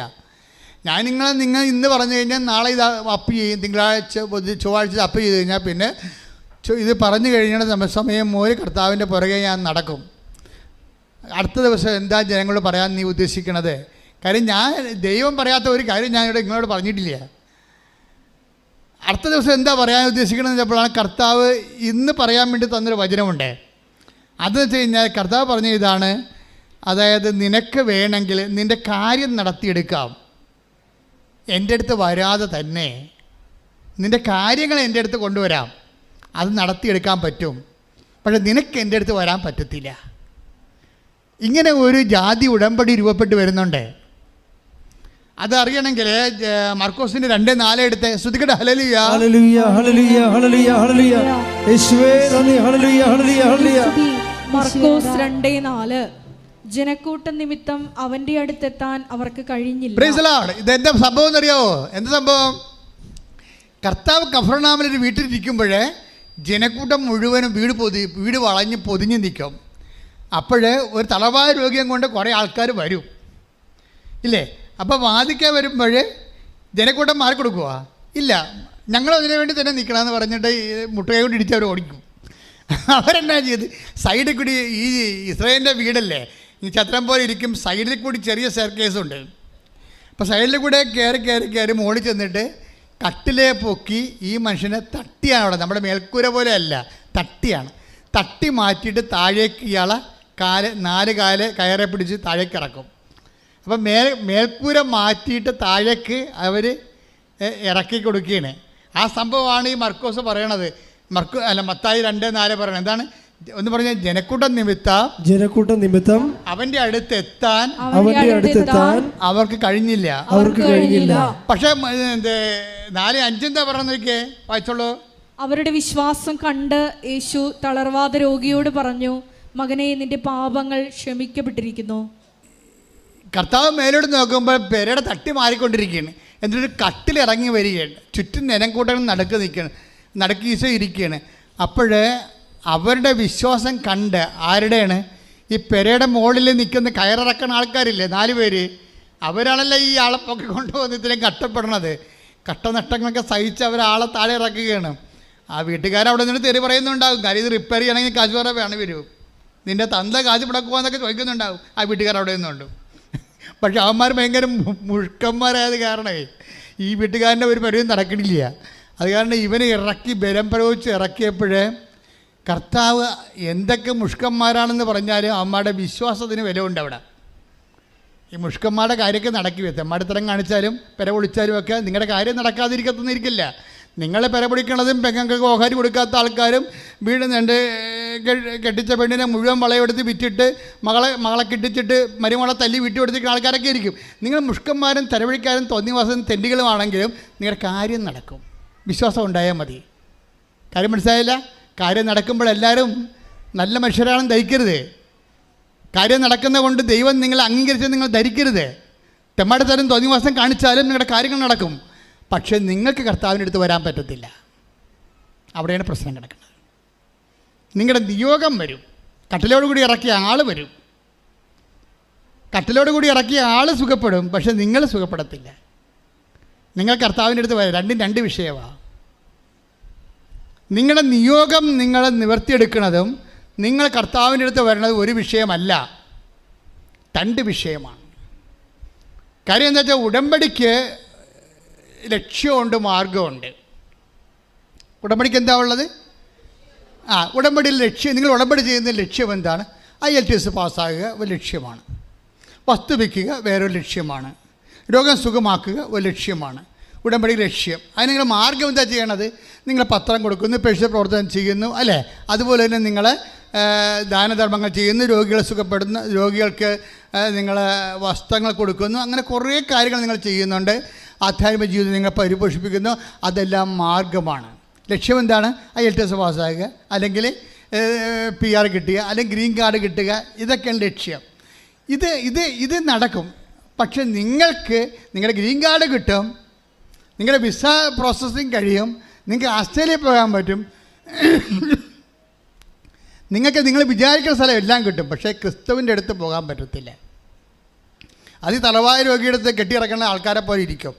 അതെന്താ സംഭവം എന്ന് വെച്ച് കഴിഞ്ഞാൽ, നിങ്ങൾക്ക് വരാൻ പറ്റാതിരിക്കുകയും നിങ്ങളുടെ നിയോഗം വരികയും ചെയ്യണ കാര്യം വെച്ചാൽ നിയോഗം ലക്ഷ്യമായതുകൊണ്ടാണ്. നിയോഗമാണ് ലക്ഷ്യം. ഇവിടെ മാർഗം എന്താണ്? ഉടമ്പടി മാർഗമാണ്. ഇനി ചില ആൾക്കാർക്ക് നേരെ മറിച്ചാണ്. ഉടമ്പടി ലക്ഷ്യമാകും, നിയോഗം മാർഗമാകും.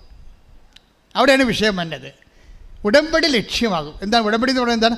ബയലാട്ടർ എഗ്രിമെൻറ്റ്. ഞാനും എൻ്റെ ദൈവവും തമ്മിലുള്ള എഗ്രിമെൻ്റാണ് എൻ്റെ ലക്ഷ്യം. എൻ്റെ കാര്യം നടന്നാലും നടന്നില്ലെങ്കിൽ കുഴപ്പമില്ല, ഞാൻ കർത്താവിനെ നേടുകയാണ് എൻ്റെ ലക്ഷ്യം. ഉടമ്പടി ലക്ഷ്യമാകും. ഉടമ്പടി ലക്ഷ്യമാകുമ്പോൾ മറ്റ് നിയോഗങ്ങളെല്ലാം, വസ്തു വയ്ക്കുക, ഗ്രീൻ കാർഡ് കിട്ടുക, വിസ കിട്ടുക, അതൊക്കെ മാർഗമാകും. അത് എൻ്റെ ലക്ഷ്യം എന്താണ്? ഞാൻ ഉടമ്പടി നിൽക്കുന്നതിൻ്റെ ലക്ഷ്യം എന്താണ്? എൻ്റെ കർത്താവിൻ്റെ കൂടെ ജീവിക്കുന്നതും കർത്താവിന് വേണ്ടി നിത്യത വരെ നിലനിൽക്കുന്നതും കർത്താവിനെ കൈമാറുന്നതുമാണ് എൻ്റെ ലക്ഷ്യം. എൻ്റെ ദൈവവേദ ഇതാണ് ഇതിൻ്റെ അകത്തുള്ള ഏറ്റവും വലിയ ഗുഡൻസ് എന്ന് പറയണത്. നിങ്ങളുടെ ഉടമ്പടിയുടെ നിയോഗങ്ങൾ നിങ്ങളല്ല എങ്കിൽ, ഉടമ്പടി ദൈവം നിങ്ങളെ കാണുന്നത് കലേബിനെതിരായിട്ടുള്ള സ്പിരിറ്റോട് കൂടി തിരിച്ചുപോയ ആൾക്കാരായിട്ടാണ്. കാര്യം നിയോഗം കഴിയുമ്പോൾ നിങ്ങൾ തിരിച്ചു പോകും. കാര്യം എന്താണ്? നിങ്ങളുടെ ലക്ഷ്യം ഉടമ്പടി അല്ലായിരുന്നു, ഉടമ്പടിയിലുള്ള നിയോഗങ്ങളായിരുന്നു ലക്ഷ്യം. അപ്പോൾ ഒരു വ്യക്തിയെ ദൈവം തിരിച്ചറിയണത് ഇത് നിൻ്റെ നിയോഗം എന്താണ്? ദൈവമാണോ നിൻ്റെ നിയോഗം? ഉടമ്പടിയുടെ ലക്ഷ്യം എന്താണ്? അത് ദൈവമാണെങ്കിൽ നിൻ്റെ നിയോഗങ്ങളെല്ലാം, ആവശ്യങ്ങളെല്ലാം ഒരു മാർഗമാകുകയേ ഉള്ളൂ. ചില ആൾക്കാർക്ക് മാർഗമല്ല, മാർഗം അവരുടെ ജോലി കിട്ടുക, വീട് പണിയുകയൊക്കെയാണ് അവിടെ ലക്ഷ്യം. മാർഗമാണ് ഉടമ്പടി. ചിലർക്ക് ക്രിസ്തുവിൽ വളരുന്നതാണ് അവരുടെ ലക്ഷ്യം. അതിന് പറ്റുന്ന ജീവിതത്തിൻ്റെ അവസ്ഥകളെയാണ് അവർ നിയോഗമായിട്ട് എടുക്കുന്നത്. അപ്പോൾ അതൊരു മാർഗമാകുകയേ ഉള്ളൂ. നിങ്ങളുടെ ആവശ്യങ്ങൾ നിങ്ങൾക്കൊരു മാർഗമാകുകയും ക്രിസ്തു നിങ്ങളുടെ ലക്ഷ്യമാകുകയും ചെയ്യുമ്പോഴേ ഉടമ്പടി പെട്ടെന്ന് ഫയറാകാൻ തുടങ്ങും. ശ്രുതികട ഹല്ലേലൂയ.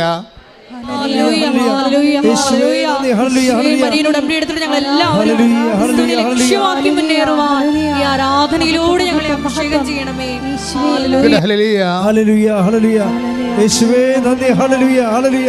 സംഖ്യ 14:24. എന്നെ നിന്ദിച്ചവരാരും അത് കാണുകയില്ല. എന്നാൽ എൻ്റെ ദാസനായ കാലേബിനെ അവൻ ഒറ്റുനോക്കിയ ദേശത്തേക്ക് ഞാൻ കൊണ്ടുപോകും. കാലേബിനെ കൊണ്ടുപോകുന്ന പറയണത്, അവൻ്റെ നിയോഗമല്ല കൊണ്ടുപോകണത്, ബൈ പേഴ്സൺ കൊണ്ടുപോവുകയാണ്. ഇതേ വ്യത്യാസം പറയണത്. ആ തറവാട് രോഗിയുടെ കാര്യത്തിൽ എന്താ സംഭവിച്ചിരിക്കുന്നത്? കൊണ്ടുവന്ന ആൾക്കാർ മുകളിൽ തന്നെ നിൽപ്പുണ്ട് അവിടെ, ഇല്ലേ? നിയോഗമാണ് താഴെ ഇറങ്ങി വന്നത്. ആ കൊണ്ടുവന്ന ആൾക്കാർ മർക്കോസും മത്തായിയുടെ 3:2 മുകളിൽ തന്നെ ഇരിപ്പുണ്ട്. അവന്മാർ മുഷ്കുള്ളവന്മാരും തണ്ട് രോഗികളൊക്കെയാണ്. വീട്ടുകാരുമായിട്ട് തെറിയും പറഞ്ഞവിടെ നിൽക്കുക, മുകളിൽ അവിടെ നിൽക്കുള്ളൂ, ഒരു കുഴപ്പമില്ല. അവന് നിയോഗം നടക്കാറുണ്ട്, പക്ഷെ അവന് കർത്താവിൻ്റെ അടുത്ത് വരാൻ പറ്റത്തില്ല. ഇതാണ് നിങ്ങൾക്ക് ചില ആൾക്കാർക്ക് സംഭവിച്ചതാണ്. നിങ്ങളുടെ നിയോഗം നടക്കുന്നതോടെ നിങ്ങൾക്ക് വരാൻ പറ്റില്ല. അതാ പറഞ്ഞ കലേബിനെ അവൻ ഒറ്റുനോക്കിയ സ്ഥലത്തേക്ക് ഞാൻ കൊണ്ടുപോകും. കലേബിനെ കൊണ്ടുപോകുന്നവൻ അവൻ്റെ നിയോഗം കൊണ്ടുപോകുന്നല്ലേ പറയണത്. യഥാർത്ഥത്തിൽ വേണ്ടത് എന്താണ്? നമ്മളും പോകണം, നമ്മുടെ നിയോഗം കർത്താവിൻ്റെ അടുത്ത് പോകണം. മനസ്സിലായില്ലേ? നമ്മുടെ നിയോഗം മാത്രം പോരാ. നിങ്ങളുടെ മകളെ കാനഡയിൽ വിട്ടാൽ മാത്രം പോരാ, നിങ്ങൾ കർത്താവിൻ്റെ അടുത്ത് ചെല്ലണം. അതാണ് വിഷയം പറയണത്.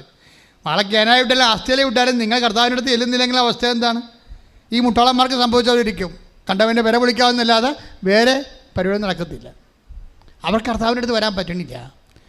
വിശ്വാസമുണ്ടവർക്ക്, പക്ഷേ വിശ്വാസമുള്ള എല്ലാവർക്കും അവരുടെ നിയോഗം നിറവേറും, പക്ഷേ കർത്താവിൻ്റെ അടുത്ത് വരാൻ പറ്റത്തില്ല.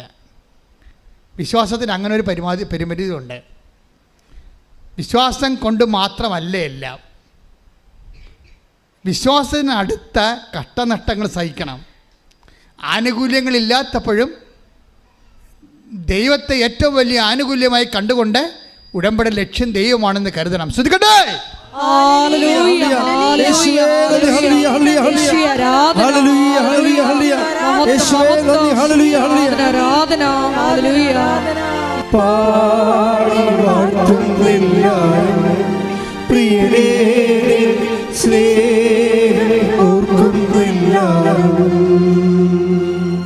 കർത്താവിൻ്റെ ഒരു മനസ്സാണ് ഞാൻ നിങ്ങളോട് പറയണത്.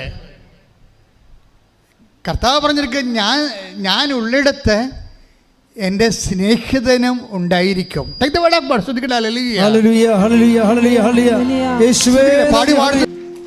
പരിശുദ്ധ പരമ ദിവ്യകാരുണ്യത്തിന് ആരാധനയും സ്തുതിയും പുകഴ്ചയും ഉണ്ടായിരിക്കട്ടെ. യോഹന്നാൻ 12:26. യോഹന്നാൻ 12:26.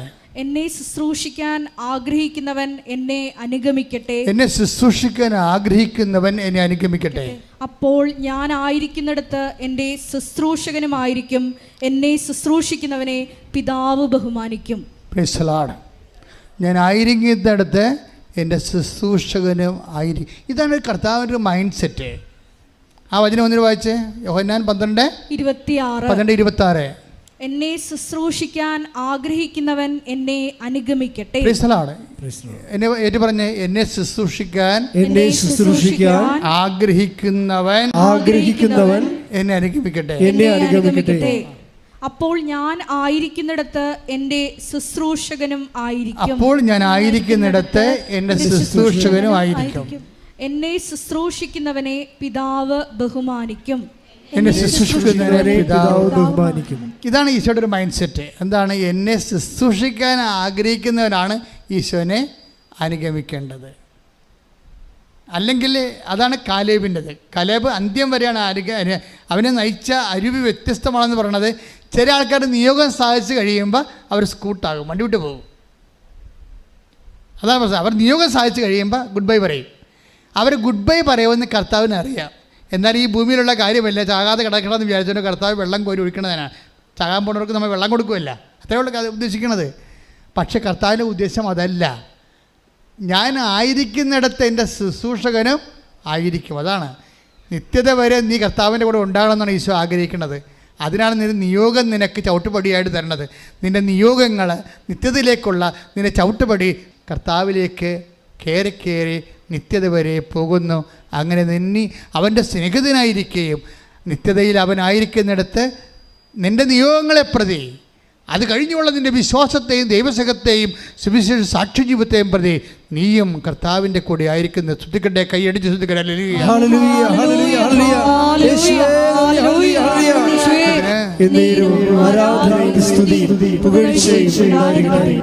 നിത്യതയെ സ്നേഹിച്ചാൽ ബാക്കി എല്ലാ നിയോഗങ്ങളും ചേർത്ത് ചേർത്ത് ചേർത്ത് തരും. പിന്നെ ചില നിൻ്റെ നിയോഗങ്ങൾ നടക്കത്തില്ല കേട്ടോ, ഉറപ്പായിട്ട് നടക്കത്തില്ല.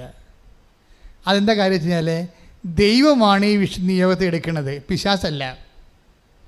ദൈവം എടുക്കണം. കാരണം ദൈവം നോക്കും നിത്യതയ്ക്ക് വല്ല കളങ്കവും വരുക ഇത് നിനക്ക് തന്നാൽ നിൻ്റെ നിത്യത അപകടപ്പെട്ടു പോകുമെന്ന് നോക്കിയാൽ, നിത്യമായിട്ട് ദൈവത്തിൻ്റെ കൂടെ നീ ഉണ്ടാവത്തില്ല, ഈ അനുഗ്രഹം നിനക്ക് തന്നാൽ എന്ന് ദൈവത്തിന് തോന്നിയാൽ അത് വിത്ത് ഹീൽഡാകാൻ സാധ്യതയുണ്ട്. ചില ആൾക്കാരുടെ റിസൾട്ട് വിത്ത് ഹീൽഡല്ലേ, അതുപോലെ വിത്ത് ഹീൽഡാവും.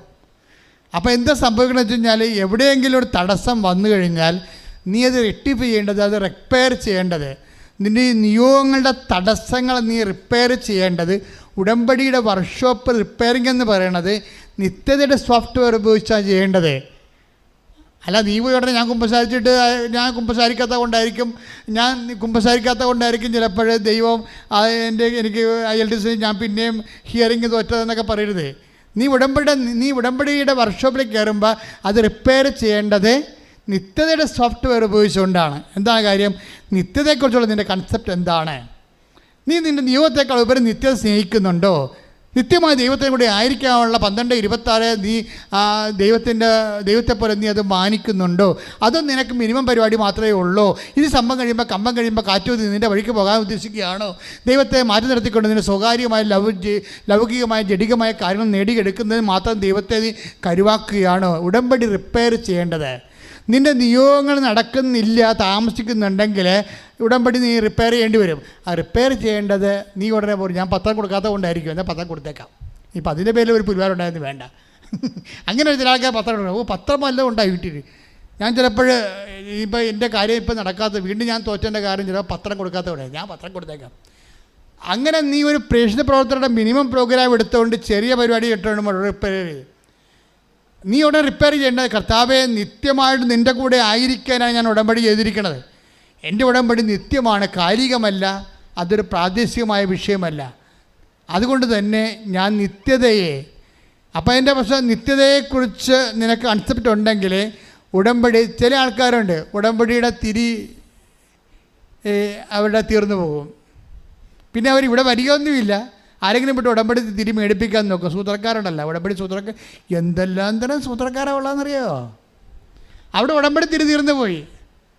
അപ്പോൾ ആരെങ്കിലും പിടിച്ച് നിങ്ങൾ കൃപാസനത്തിൽ പോകണം, എന്നാൽ എൻ്റെ ഉടമ്പടി തിരിയും മേടിച്ചിട്ട് പോയാൽ കിട്ടുമോ? ഇവിടുന്ന് കിട്ടത്തില്ല. നിങ്ങളെവിടുന്ന് ഉടമ്പടി തൈലം ചോദിച്ചാൽ കിട്ടുമോ? ഇല്ല. ഞങ്ങൾക്കറിയാം ഇത് ഈ ഉടമ്പടി തൈലം തരണം 90 ദിവസത്തേക്കാണ്. അപ്പോൾ ഒരു തുള്ളി അരത്തുള്ളി ഉപയോഗിക്കാൻ പാടുള്ളൊരു ദിവസം. അപ്പോഴാ ഉടനെ ഞങ്ങൾ നോക്കും, ഇത് എന്നാണ് ഉടമ്പടി തൈലം എന്നാണ് ഇഷ്യൂ ചെയ്തതെന്ന് നോക്കും. നിങ്ങൾക്കറിയാമല്ലോ, ഇവിടെ ഏറ്റവും കൂടുതൽ ഇടി ഉണ്ടാക്കുന്ന ആൾക്കാർ എന്തിനാണ്? ഉടമ്പടി തൈലത്തിനാണ്. കാര്യം അതല്ലേ വർക്കൗട്ട്. ഇപ്പം തന്നെ ഈ പറഞ്ഞില്ലേ, ഇപ്പോൾ ഈ അനിലിൻ്റെ ഒരു മകളുടെ പ്രശ്നം എന്താണ്? ആ ഒരു കുഞ്ഞിൻ്റെ പ്രശ്നം മറ്റേ കുഞ്ഞിൻ്റെ പ്രശ്നമല്ല, തലയുടെ 2 ചെവിയും സുഖപ്പെട്ടതല്ല, വേറൊരു കൊച്ചുണ്ട് അവന്. അത് എപ്പോഴും കിടന്നു പോകണ കൊച്ചാണ്, അതിന് മരുന്നില്ല. അപ്പോൾ അവനെന്താ ചെയ്ത്? അവർ ഉടമ്പടി തൈലം കൊണ്ടുപോയി അവളുടെ അടിവയറ്റ്, ആ കുഞ്ഞിൻ്റെ അടിവയറ്റിലൊരു കുരിശിട്ട്. അപ്പം സ്റ്റോപ്പായി സംഭവം, അപ്പം സ്റ്റോപ്പായി. അപ്പോൾ ഇങ്ങനെ അനുഭവങ്ങൾ കണ്ടാണ് അവർ വളരണത്. പക്ഷേ അത് കാരണം ഉടമ്പടി തൈലത്തിന് ഇവിടെ ഇടിയാണ്. പക്ഷെ ഞങ്ങൾക്ക് വേണമെങ്കിൽ ഇത് കെട്ടുകണക്കിന് കൊടുക്കാം, കാശ് മേടിക്കാനുള്ള ഉദ്ദേശമാണെങ്കിൽ കൊടുക്കാൻ പറ്റും. കിട്ടുമോ? കിട്ടത്തില്ല. ആ പേപ്പർ നോക്കിയിട്ട് നിങ്ങൾ ഉടമ്പടി റെഗുലർ ആണെന്ന് നോക്കും. ആദ്യം നിങ്ങൾ പേപ്പർ നോക്കുമ്പോൾ അറിയാമല്ലോ ഉടമ്പടിയിലാണോ ജീവിക്കണമെന്ന് അറിയാൻ പറ്റുമല്ലോ. അല്ല ഉടമ്പടി തൈലത്തിന് വേണ്ടി മാത്രം ആരെങ്കിലും പറഞ്ഞു വിട്ടിരിക്കണമെന്ന് അറിയാൻ പറ്റും. എന്നിട്ട് അവിടെ കള്ളത്തടമൊക്കെ നടക്കുന്നുണ്ടായിരുന്നു. ഈ കൃപാസനത്തിൽ തന്നെ ചില ഊളകളുണ്ട്, ബുദ്ധിബോധമില്ലാത്ത, അതായത് കാര്യം ഇപ്പോഴും മനസ്സിലാക്കാത്ത ആൾക്കാരുണ്ട്. അവരാരെങ്കിലും വന്ന് നിലവിളിച്ച് കഴിയുമ്പോൾ കൊടുക്കും, ഒരു തിരി കൊടുക്ക്, ഒരു തിടപ്പത്തിൽ കൊടുക്കുക. ഞാൻ എല്ലാத்தைയും ചവിട്ടിക്കറി അവിടെ ചെന്ന് വെച്ചു, എല്ലാത്തിനും. കാര്യം എനിക്കറിയാം, അമ്മ എന്നെയല്ലേ ഏൽപ്പിച്ചിരിക്കണത്, ഈ വായി നോക്കളൊന്നും ഏൽപ്പിച്ചിട്ടില്ല. അപ്പോൾ എനിക്ക് പറയും, കാര്യം ഉടമ്പടിയുടെ കാര്യങ്ങൾ അറിയാതെ ചിലപ്പോൾ പുതിയ സ്റ്റാഫ് ഉണ്ടാവും, ബുദ്ധിബോധം അറിയാமல் എടുത്തു കൊടുക്കുക. അങ്ങനെ കൊടുക്കത്തില്ല. അതിൻ്റെ നിയമമെന്ന് പറയണത് ആ ഉടമ്പടി എപ്പോഴാണ് തീരണത്, ഉടമ്പടി വൃത്തിയായിട്ട് ഉപയോഗിക്കുന്നവർക്കാണ് ഉടമ്പടി തൈലം ഉള്ളത്. അതിൻ്റെ ഒരു തുള്ളിയാണ് ഒരു ദിവസം ഉപയോഗിക്കേണ്ടത്. അതുകൊണ്ടാണ് അങ്ങനെ നിങ്ങൾക്കറിയാം, നെക്കിയാൽ ഇങ്ങനെ ആൾക്കാർ കുടഞ്ഞാൽ പോലും അത് വീഴത്തില്ല, ഇതിനകത്ത് വീഴത്തില്ല. അത് അത്രയും വിലയുള്ള കുപ്പിയിൽ ചേരിക്കുന്നുണ്ട്, തുള്ളിയെ ഇങ്ങനെ കുടഞ്ഞാൽ വീഴത്തുള്ളൂ. എന്നിട്ട് അത് മൊത്തം ഇവിടെ ഒഴിച്ചിട്ടിട്ട് നിങ്ങൾ കാലിക്കുപ്പി അടിച്ച് പോകാതിരിക്കാൻ വേണ്ടിയാണ്. ആ കുടന കണ്ടിട്ടില്ല, ആമ്പായിട്ട് കുടന കണ്ട ആൾക്കാർ. ഇപ്പം ഞാൻ ചെല്ലും, എന്താ പരിപാടി എന്ന് ചോദിക്കും. അപ്പോൾ ഇത് കുടയുകയാണ്. ഞാൻ 2 തുള്ളിയായിട്ട് ഞാൻ പറഞ്ഞിരിക്കുന്നത്, 2 തുള്ളി, ബാക്കി മുഴുവൻ നിങ്ങൾക്കുള്ളതാണ്. അതങ്ങനെ കാണുന്ന ആൾക്കാരുണ്ട്. അവർ കൊണ്ടുപോയിട്ട് അവരൊന്ന് തോണ്ടിയാൽ മതി, അപ്പം ദൈവം അവർക്കറിയാം അതിൻ്റെ വില എന്താണെന്ന്. അതനുസരിച്ച് അവർ ജീവിക്കുകയാണ്. ദൈവത്തിനെ മുൻനിർത്തിയാണ്. ക്രിസ്തു നിൻ്റെ കൂടെ ഉണ്ടെങ്കിൽ നിനക്കിതൊന്നും പ്രശ്നമല്ല. ക്രിസ്തു ഇല്ലാതെ ഇങ്ങനെ കുടഞ്ഞിട്ട് കാര്യമില്ല, കൈയുടെ മണി പിടിയാവുന്നല്ല ഒരു കാര്യമില്ല. അപ്പം ക്രിസ്തുവിനെ മാറ്റി നിർത്തിക്കൊണ്ടൊരു പണി നടക്കത്തില്ല. അപ്പം അതുകൊണ്ട് എപ്പോഴും നമ്മൾ സംഭവം ക്രിസ്തുവിനെ മാറ്റുക എന്ന് വെച്ച് കഴിഞ്ഞാൽ ടെമ്പററി പ്രോഗ്രാം അല്ല താനും, അത് നിത്യത വരെയാണ്. ഞാനുള്ളിടത്ത് എൻ്റെ സ്നേഹിതനും ഉണ്ടായിരിക്കും. അപ്പോൾ ഉടമ്പടി ചില ആൾക്കാരുണ്ട്, അവർ ഉടമ്പടിയുടെ തിരി തീർന്നു പോയാലും അവർ ഉടമ്പടി തന്നെ ജീവിക്കും. ഉപവാസം കറക്റ്റ് ചെയ്യും, രോഗികളെ പോയി കാണും, അതുപോലെ തന്നെ അവരുടെ വിശുദ്ധ ജീവിതം നയിക്കും, ബൈബിൾ വായിക്കും, പത്രങ്ങൾ വാങ്ങിച്ചു കൊടുക്കും. അവിടെ തിരി തീർന്നു പോയെന്നേ ഉള്ളൂ. പക്ഷേ അവരുടെ ബാക്കി എല്ലാ കാര്യങ്ങളും ഉടമ്പടി ജീവിതം തീരത്തില്ല. ചില ആൾക്കാരുടെ ഉടമ്പടി തിരി തീരുമ്പോൾ എല്ലാം തീർന്ന്. അങ്ങനെയാണ് തിരിക്രിസ്ത്യാനി എന്ന് പറഞ്ഞ സാധനം. അത് ഇതിൻ്റെ അകത്തുണ്ട്. ഉടമ്പടി തിരിക്രിസ്ത്യാനിയുണ്ട്. തിരി തീരുമ്പോൾ അവരും തീരും. ചില ആൾക്കാർ തിരി തീർന്നാലും ഉടമ്പടി തുടർന്നുകൊണ്ടിരിക്കും. കാര്യം ദൈവമായിട്ടുള്ള ഉടമ്പടിയാണ്, അതൊരു ജീവിതമാണ്. അത് തിരികെത്തിക്കൽ ഏർപ്പാട് മാത്രമല്ല എൻ്റെ അടുത്തുള്ളത്. അതൊരു ജീവിതമാണ്. അത് ദൈവത്തിന് അവർക്ക് മാത്രം അറിയാവുന്ന ഒരു സ്നേഹത്തിൻ്റെ പ്രതിബദ്ധതയാണത്. പ്രാർത്ഥിക്കുക, കർത്താവായ ദൈവമേ, ഉടമ്പടി എന്ന ദൈവിക ജീവിതം, അമ്മയുടെ മാധ്യസ്ഥത്തിലെ കാലേബിനെ പോലെ പൂർണ്ണമായി അനുഗമിച്ചുകൊണ്ട് സത്യസന്ധമായി സുവിശേഷത്തിൽ സാക്ഷ്യമാകാൻ എന്നെ അഭിഷേകം ചെയ്യണമേ. ശ്രദ്ധിക്കട്ടെ.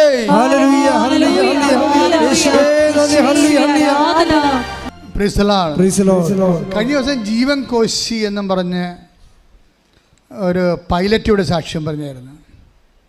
ആ സാക്ഷ്യത്തിൽ ഒരു കണ്ടന്റ് ഉണ്ട്, അത് നിങ്ങളെ സഹായിക്കുന്നതാണ്. ജീവൻ കോശി 2016 പൈലറ്റിങ്ങിന് പോയ, വിമാനം ഓടിക്കാൻ വേണ്ടി പഠിക്കാൻ പോയതാണ് സൗത്ത് ആഫ്രിക്കയിൽ. അയാൾ 3 കൊല്ലം പഠിച്ചു. അപ്പം നല്ല പൈലറ്റായിട്ട് 2019 പൈലറ്റായി. അപ്പോൾ ഈ ജീവൻ കോശിക്ക് പത്തനംതിട്ടക്കാരനാണ്. എത്ര വയസ്സുണ്ട്? 21 വയസ്സുണ്ട്. 21 വയസ്സിൽ മനുഷ്യൻ പൈലറ്റായി. പക്ഷെ വിമാനം പറപ്പിക്കാൻ പറ്റണില്ല. എന്താ കാര്യം? അതിന് ഇന്ത്യൻ ലൈസൻസ്, സൗത്ത് ആഫ്രിക്ക പഠിച്ചതല്ലേ. സൗത്ത് ആഫ്രിക്ക പഠിച്ചെങ്കിൽ 15 ദിവസത്തെ എന്തോ പറപ്പിക്കൽ ഇവിടെ പറപ്പിക്കണം ഇന്ത്യൻ വിമാനത്തിൽ. ഇന്ത്യയിൽ വേറെ പരീക്ഷ ഉണ്ട്. എയറോനോട്ടിക് എഞ്ചിനീയറിങ്ങിൻ്റെ വേറെ പരീക്ഷ ഇന്ത്യയിലുണ്ട്. നിങ്ങൾ ഏത് ലോകത്ത് എവിടെ പോയി ഫ്ലൈയിങ് പഠിച്ചാലും നമ്മുടെ രാജ്യത്തിന് ടെസ്റ്റുകളുണ്ട്. പക്ഷെ അത് എഴുതാൻ പറ്റണില്ല പുള്ളിക്ക്. പുള്ളി കോളറൊക്കെ കയറ്റി നല്ല മിടുക്കനായിട്ട് വന്നതാണ്. 21ാമത്തെ വയസ്സിൽ പൈലറ്റായിട്ട് വന്നതാണ്. പുള്ളിയെപ്പോലെ 21ാമത്തെ വയസ്സിൽ പൈലറ്റായ ആൾക്കാർ കുറവാണ്, വളരെ വിരലെണ്ണാനുള്ളത്. ഈ വിരലെണ്ണാനുള്ളതെന്ന് പറയുമ്പോൾ എന്താ പറയുന്നത്, അഹങ്കാരം കൂടി പുള്ളിക്ക്. അത് കാരണം പറപ്പിക്കാൻ പറ്റണില്ല. ഇന്ത്യൻ പരീക്ഷയെല്ലാം തോറ്റു പോവുകയാണ്. അവൻ്റെ അമ്മ പറഞ്ഞ് മാതാവിൻ്റെ അടുത്ത് വാന്ന് പറഞ്ഞ്. അപ്പോൾ അവൻ പറഞ്ഞ് നിങ്ങളെ കൊണ്ടൊന്ന് ആക്കാൻ ഞാൻ കയറത്തില്ലെന്ന് പറഞ്ഞു. കാരണം ബുദ്ധിപരമായിട്ട് ആലോചിച്ചിട്ട് ഇതൊന്നും ശരിയല്ലെന്ന് തോന്നണമെന്നും. എന്തൊരു ബുദ്ധി! 21 വയസ്സാണ്, ഇത് ടാലി ആകണില്ല പുള്ളിക്ക്. എന്താ സംഭവം എന്ന് വെച്ച് കഴിഞ്ഞാൽ ഇതെങ്ങനെയാണ് ദൈവം, അപ്പം ദാറ്റ് മീൻസ് ദൈവത്തെക്കുറിച്ചുള്ള കൺസെപ്റ്റ് വരെ ഭയങ്കര ഡാമേജ് ആയിരിക്കുമേ. ഇപ്പം നമ്മളിങ്ങനെയൊക്കെ ഓരോ കാര്യങ്ങൾ ചെയ്യുമ്പോൾ ദൈവം ഇങ്ങനെ ഓരോരുത്തരുടെയും കാര്യങ്ങൾ എണ്ണിയിട്ട് ദൈവം വല്ല കമ്പ്യൂട്ടറും വെച്ചിട്ടുണ്ടായി ഇതൊക്കെ നോക്കാൻ വേണ്ടി. ആരാണ് ഉടമ്പടി എടുത്തത്, ആരാണ് ഉടമ്പടി എടുക്കാത്തത്, ആരാണ് അതിന് കാര്യം എടുക്കാൻ വേണ്ടി. ഇങ്ങനെയൊക്കെ ഈ ബുദ്ധിക്കോമരങ്ങൾ കുറേ കാര്യങ്ങൾ ഇങ്ങനെ ചിന്തിച്ച് കാടുകയറും. അഹങ്കാരം പെരുത്തിട്ടാണേ. ഉടമ്പടിക്ക് വേണ്ടത് എളിമയാണ് വേണ്ടത്, നിങ്ങളുടെ ബുദ്ധിയും. ഇപ്പോൾ കഴിഞ്ഞ ദിവസങ്ങളിൽ ഒരു മഹാനായ മനുഷ്യൻ കേരളത്തിലെ മതഗ്രന്ഥങ്ങളെക്കുറിച്ച് പറയുകയാണ്.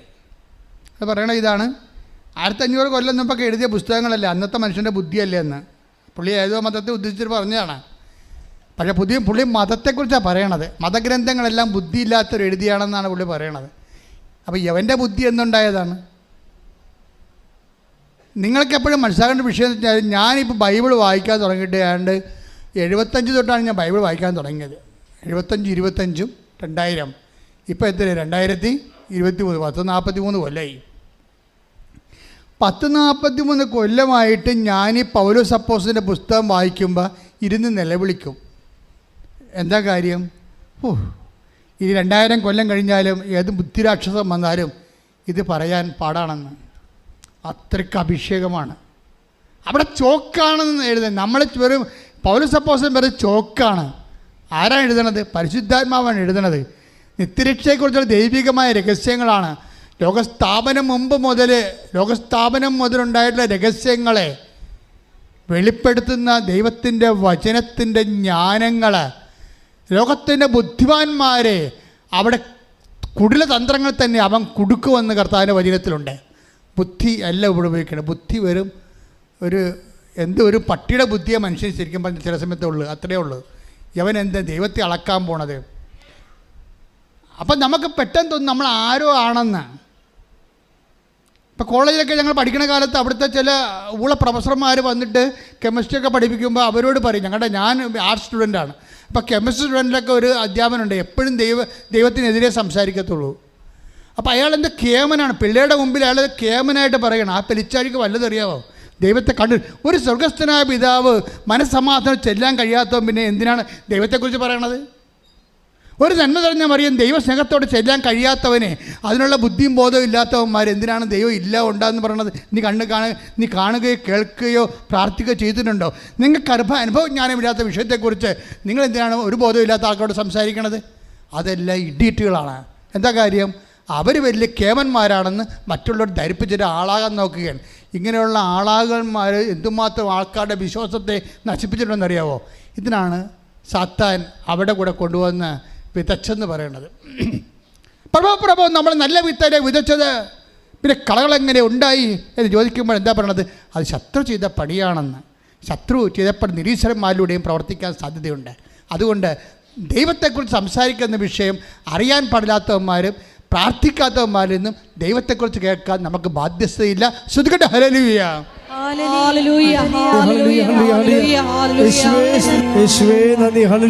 ഗലാത്യ 5:4 നിയമത്തിലാണ് നിങ്ങൾ നീതീകരിക്കപ്പെടുന്നത് എന്ന് കരുതുന്നെങ്കിൽ ക്രിസ്തുവിനോടുള്ള നിങ്ങളുടെ ബന്ധം വിച്ഛേദിക്കപ്പെട്ടിരിക്കുന്നു, കൃപാവരത്തിൽ നിന്ന് നിങ്ങൾ വീണു പോവുകയും ചെയ്തിരിക്കുന്നു. കൃപാവരത്തിൽ നിന്ന് വീണു പോകാനുള്ള സാധ്യതയുണ്ട്. നമ്മൾ ഉടമ്പടിയിൽ ഒരു കൃപാവരമാണ് ഇതിലാണ് നിങ്ങൾ ജീവിക്കുന്നത്. ഇത് നിങ്ങളിങ്ങനെ നിയമം അനുസരിച്ച് ഇവിടുത്തെ ഉടമ്പടി നിബന്ധനകളും നിയമങ്ങളും കൃത്യമായിട്ട് കർക്കശമായിട്ട് പാലിക്കുന്നതിലാണ് ഉടമ്പടി ഇരിക്കണമെന്ന് വെച്ചാൽ നിങ്ങൾ കൃപാവരത്തിൽ നിന്ന് വീണു പോകും. മറിച്ച് ക്രിസ്തുവിനുള്ള നിങ്ങളുടെ വ്യക്തിപരമായ സ്നേഹത്തിൽ നിന്നാണ്. നിയമങ്ങളില്ലെങ്കിലും ക്രിസ്തുവുമായി നിങ്ങൾക്കുള്ള നിരന്തരമായ വ്യക്തിപരമായ സ്നേഹത്തിലാണ് ഉടമ്പടിയുടെ ലക്ഷ്യവും ഉടമ്പടി നിലനിൽക്കുന്നത്. ചില ആൾക്കാർ നിബന്ധനകളെയൊക്കെ പാലിക്കുന്ന പേടിച്ചാണ്. ചില അക്രൈസ്തവരൊക്കെ ചെന്ന് ഓഫീസിൽ ചോദിക്കും, അയ്യോ ഞങ്ങളെ ഇന്നലെ തിരികെട്ടുപോയി, ഒരു ദിവസം പ്രാർത്ഥിച്ചില്ല, വല്ല കുഴപ്പമുണ്ടാവുക. അതിൻ്റെ അർത്ഥം എന്താണ്? നിബന്ധനകൾ നിങ്ങൾ പേടിക്കുന്നു എന്നതിൻ്റെ അർത്ഥം. അതിൻ്റെ മറുപടിയാണ് ഇപ്പോൾ ഈശോ പറഞ്ഞിരിക്കണത്. ഒന്ന് വായിച്ചേ, ശ്രുതികട്ടെ ഹല്ലേലൂയ. നിയമത്തിലാണ് നിങ്ങൾ നീതീകരിക്കപ്പെടുന്നത് എന്ന് കരുതുന്നെങ്കിൽ, നിയമത്തിലാണ്, നിബന്ധനകളിലാണ്, നിബന്ധനകൾ നിയമപൂർവ്വം പാലിക്കുന്നതിലാണ് നിങ്ങൾ നീതീകരിക്കപ്പെടുന്നു എന്ന് കരുതുന്നെങ്കിൽ ക്രിസ്തുവിനോടുള്ള നിങ്ങളുടെ ബന്ധം വിച്ഛേദിക്കപ്പെട്ടിരിക്കുന്നു. Praise the Lord. ഡ്രാസ്റ്റിക്. അതായത് ക്രിസ്തുവിനോടുള്ള നിങ്ങളുടെ ബന്ധം വിച്ഛേദിക്കപ്പെടും. അപ്പം നിങ്ങൾ നിയമത്തിൻ്റെ നൂലാമാലകൾ കടിച്ചു തൂങ്ങിയിട്ട് അത് പാലിക്കുന്നതിലാണ് നിങ്ങൾ ലക്ഷ്യം വെക്കണമെന്നുണ്ടെങ്കിൽ ഓട്ടോമാറ്റിക്കായിട്ട് ക്രിസ്തുവിനോടുള്ള ബന്ധം നിങ്ങൾ വിച്ഛേദിക്കപ്പെട്ടിരിക്കുന്നു. വായിച്ചോളൂ. കൃപാവരത്തിൽ നിന്ന് നിങ്ങൾ വീണു പോവുകയും ചെയ്തിരിക്കുന്നു. കൃപാവരത്തിൽ നിങ്ങൾ വീണു പോവുകയും ചെയ്തിരിക്കുന്നു. എൻ്റെ മക്കളെ, അപ്പോൾ എന്താ വിഷയം? ക്രിസ്തുവിനോടുള്ള സ്നേഹത്തിലാണ് നിങ്ങളിതെല്ലാം ചെയ്യേണ്ടത്. മനസ്സിലായില്ലേ? അപ്പോൾ ഇനി ഇൻ കേസ് തീർന്നു പോയാലും ഉപ്പ് തീർന്നു പോയാലും എന്താണ് ഉപ്പ് തീരാത്തത്? എന്താണ്? കർത്താവിനോടുള്ള സ്നേഹവും. ആ സ്നേഹമുള്ളവൻ സ്നേഹത്തിൽ ജീവിക്കും, സ്നേഹത്തിൻ്റെ സുവിശേഷത്തിന് സാക്ഷിയാകും. ഉടമ്പടി തന്നെയാണ് നിലനിൽക്കുന്നത്. ശ്രദ്ധിക്കട്ടെ.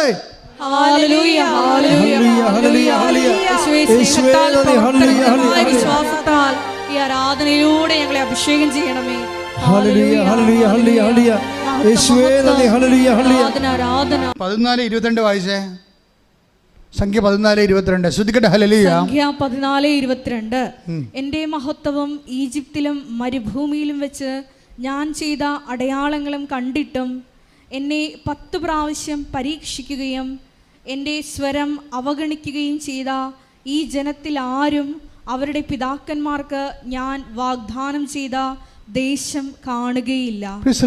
ഇതെന്താ പ്രശ്നം വെച്ചാൽ നമ്മൾ ദൈവത്തിൻ്റെ അടയാളങ്ങൾ കണ്ടത് മറ്റുള്ളവരുടെ സാക്ഷ്യത്തിൽ കണ്ടതാണ്, നമ്മുടെ സാക്ഷ്യത്തിന് അടയാളം കണ്ടതാണ്, ഇല്ലേ? അപ്പോൾ ദൈവത്തിൻ്റെ അടയാളം കണ്ടവരെന്താ ചെയ്യേണ്ടത്? എന്താ പറഞ്ഞിരിക്കണത്? വായിച്ച്. എൻ്റെ മഹത്വവും പറഞ്ഞ് എൻ്റെ മഹത്വവും അടയാളങ്ങളും കണ്ടിട്ടും എന്നെ പരീക്ഷിക്കുകയും എൻ്റെ സ്വരം അവഗണിക്കുകയും ചെയ്ത ആരും ഞാൻ വാഗ്ദാനം ചെയ്ത ദേശം കാണുകയില്ല. അപ്പൊ ഇടയ്ക്ക് വെച്ച് നമുക്ക് എന്തെങ്കിലും തരത്തിൽ ദൈവത്തിൻ്റെ മഹത്വം കണ്ടവര്, അടയാളം കണ്ടവര്, അടയാളം കേട്ടവര്, പക്ഷേ വചനം പാലിക്കുന്നില്ലവരെ. അവരിങ്ങനെ സാക്ഷ്യം പറഞ്ഞിട്ടുണ്ട്, പക്ഷെ വചനം അവർ പാലിക്കണില്ല, ദൈവത്തിൻ്റെ സ്വരം കേൾക്കുന്നില്ല, അതിനുള്ള എളിമ അവർക്കില്ല. അമ്മ എങ്ങനെയാണ് ഗർഭിണിയായത്? ഈശോയെ ഇതാ കർത്താവിൻ്റെ ദാസി എന്ന് പറഞ്ഞ് എളിമപ്പെട്ടിട്ടാണ് വചനം കേട്ടത്. വചനം കേൾക്കണമെങ്കിൽ ആദ്യം വേണ്ടത് എളിമയാണ്. അപ്പോൾ തന്നെ പൈലറ്റ് പറയണത്, എനിക്ക് അഹങ്കാരമായിരുന്നു. 21 വയസ്സിൽ തന്നെ ഞാൻ പൈലറ്റ് ആയല്ലോ, എല്ലാവരേക്കാൾ കേമനാണെന്ന് എനിക്ക് തോന്നിയായിരുന്നു. പിന്നെ എനിക്ക് മനസ്സിലായി ദൈവത്തിൻ്റെ മുമ്പിൽ എളിമപ്പെടാതെ എനിക്ക് ഇന്ത്യൻ പരീക്ഷ എഴുതിയാൽ ഞാൻ ജയിക്കത്തില്ലെന്ന്. അപ്പം ഞാൻ തന്നെ വന്ന് ഉടമ്പടി എടുത്തു. അതാ പ്രശ്നം. അമ്മയെ കൊണ്ടല്ല, ഞാൻ തന്നെ വന്ന് ഉടമ്പടി എടുത്തു. ഞാൻ തന്നെ വന്ന് ഉടമ്പടി എടുത്തിട്ട് ഞാൻ തന്നെ അതെല്ലാം പാലിച്ചു. ഞാൻ തന്നെ പത്രങ്ങളെല്ലാം കൊണ്ടുപോയി കൊടുത്തു. എനിക്ക് മനസ്സിലായി അഹങ്കാരമാണ് ദൈവം പ്രവർത്തിക്കാത്തതിൻ്റെ പ്രധാനപ്പെട്ട കാരണമെന്ന്. അപ്പം ഞാൻ എളിമപ്പെട്ടു. അപ്പോൾ ഞാൻ ഇന്ത്യയുടെ പരീക്ഷ എഴുതി 15 മണിക്കൂർ ഞാൻ പറപ്പിച്ചു, ഞാൻ ജയിച്ചു വന്നു. ശ്രദ്ധിക്കട്ടെ. ഹല്ലേലൂയ. ദൈവത്തിൻ്റെ വചനങ്ങൾ പാലിക്കണമെങ്കിൽ നമുക്ക് എന്താ വേണ്ടത്? എളിമ വേണം. അത് ഞാൻ വലിയ കേമനാണ്, ഞാൻ തറവാടിയാണ്, ഞാൻ ബുദ്ധിമുള്ളവനാണ്, വിദ്യാഭ്യാസമുള്ളവനാണ്, ഞാനിങ്ങനെ ഭയങ്കര സർവീസുള്ള ആൾക്കാരാണ്, ഞാനൊക്കെ ഇങ്ങനെ വന്ന് ഇവിടെയൊക്കെ നിന്ന് കഴിഞ്ഞാൽ ആൾക്കാരെന്ത് വിചാരിക്കും എന്നൊക്കെ വിചാരിച്ചുകൊണ്ട് ചില ആൾക്കാരൊക്കെ ഭാര്യയെ കൊണ്ട് ഉടമ്പിടിപ്പിക്കും. എന്നിട്ട് പുള്ളിക്കാരൻ വണ്ടിയൊക്കെ തന്നെ ഇരിക്കും. ആ ഇരിപ്പ് തലവാതിരോഗ്യപ്പോൾ അവിടെ ഇരിക്കുകയുള്ളൂ. ഇയാൾ രക്ഷപ്പെടത്തില്ല. എന്താ കാര്യം? ദൈവത്തിന് അറിയാം നീ ശുംഭനാണെന്ന്. നീ അഹങ്കാരിയാ. നിനക്കേണ്ട 4 ലക്ഷം രൂപ ശമ്പളം കിട്ടുമെന്ന് പറഞ്ഞാൽ ദൈവത്തിന് താൻ മസിൽ പിടിപ്പിച്ച് കാണിക്കുകയാണ്. വല്ല കാര്യമുണ്ടോ വന്ന് പണി മേടിക്കാൻ? മര്യാദയ്ക്ക് എളിമപ്പെടണം. എളിമപ്പെട്ടിട്ട് പറയണം, കർത്താവേ, ഞാനൊരു ശ്വാസം പോകുമ്പോൾ തീരാനേ ഉള്ളൂ. എന്നെ നീ ഇവിടെ കൊണ്ടുവന്നിരിക്കണം. എനിക്ക് ജോലി, എൻ്റെ മക്കൾക്ക് ജോലി തരാനൊന്നുമല്ല. നീ നിന്നെ അറിയിക്കാൻ വേണ്ടി കൊണ്ടുവന്നതാണ്. ഞാനത് മനസ്സിലാക്കുന്നു. ഞാൻ എളിമപ്പെട്ടുകൊണ്ട് മറ്റുള്ളവരെക്കുറിച്ച് എന്ത് ധരിച്ചാലും നിന്നെക്കുറിച്ച് ഞാനെന്ത് ധരിക്കുന്നു അതാണ് എൻ്റെ ധാരണയെന്ന് ഞാൻ മനസ്സിലാക്കുന്നു. ശ്രദ്ധിക്കട്ടെ.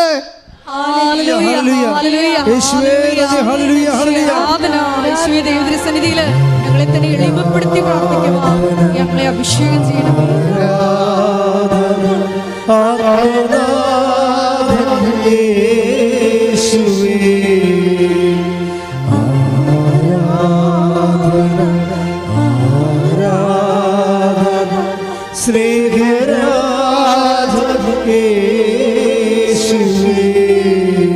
നിങ്ങൾ ഉടമ്പടി ഒന്നും ചെയ്യണ്ട.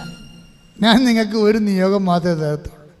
നിങ്ങൾ ദൈവത്തിന്, കർത്താവേ, നിന്നെ ഒന്ന് സ്നേഹിക്കാൻ എന്നെ പഠിപ്പിക്കണമേ.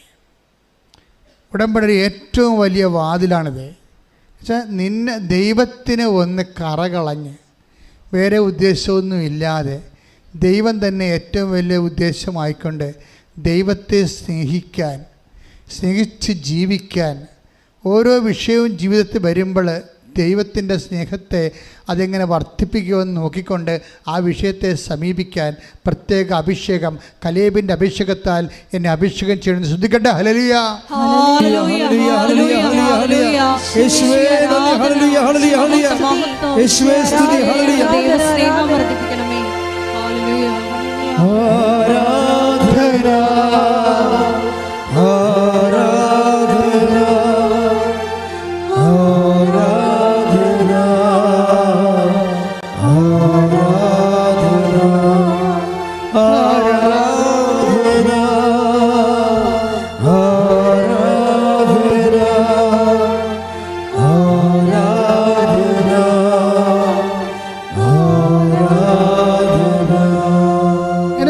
ദൈവത്തിൻ്റെ സ്നേഹമാണ്, നിങ്ങളോടുള്ള അഡ്വാൻസ്ഡ് ലവ് ആണ് നിങ്ങളെ ഇവിടെ കൊണ്ടുവന്നിരിക്കുന്നത്. നിങ്ങൾ എന്താ തിരിച്ചറിയേണ്ടതെന്ന് അറിയണോ? നിങ്ങൾക്ക് വിഷയമുണ്ട്, പ്രശ്നങ്ങളുണ്ട്, പ്രാരാബ്ധമുണ്ട്, രോഗമുണ്ടെന്നല്ല. നിങ്ങൾ തിരിച്ചറിയണം ദൈവം നിങ്ങളെ സ്നേഹിക്കുന്നുവെന്നാണ്.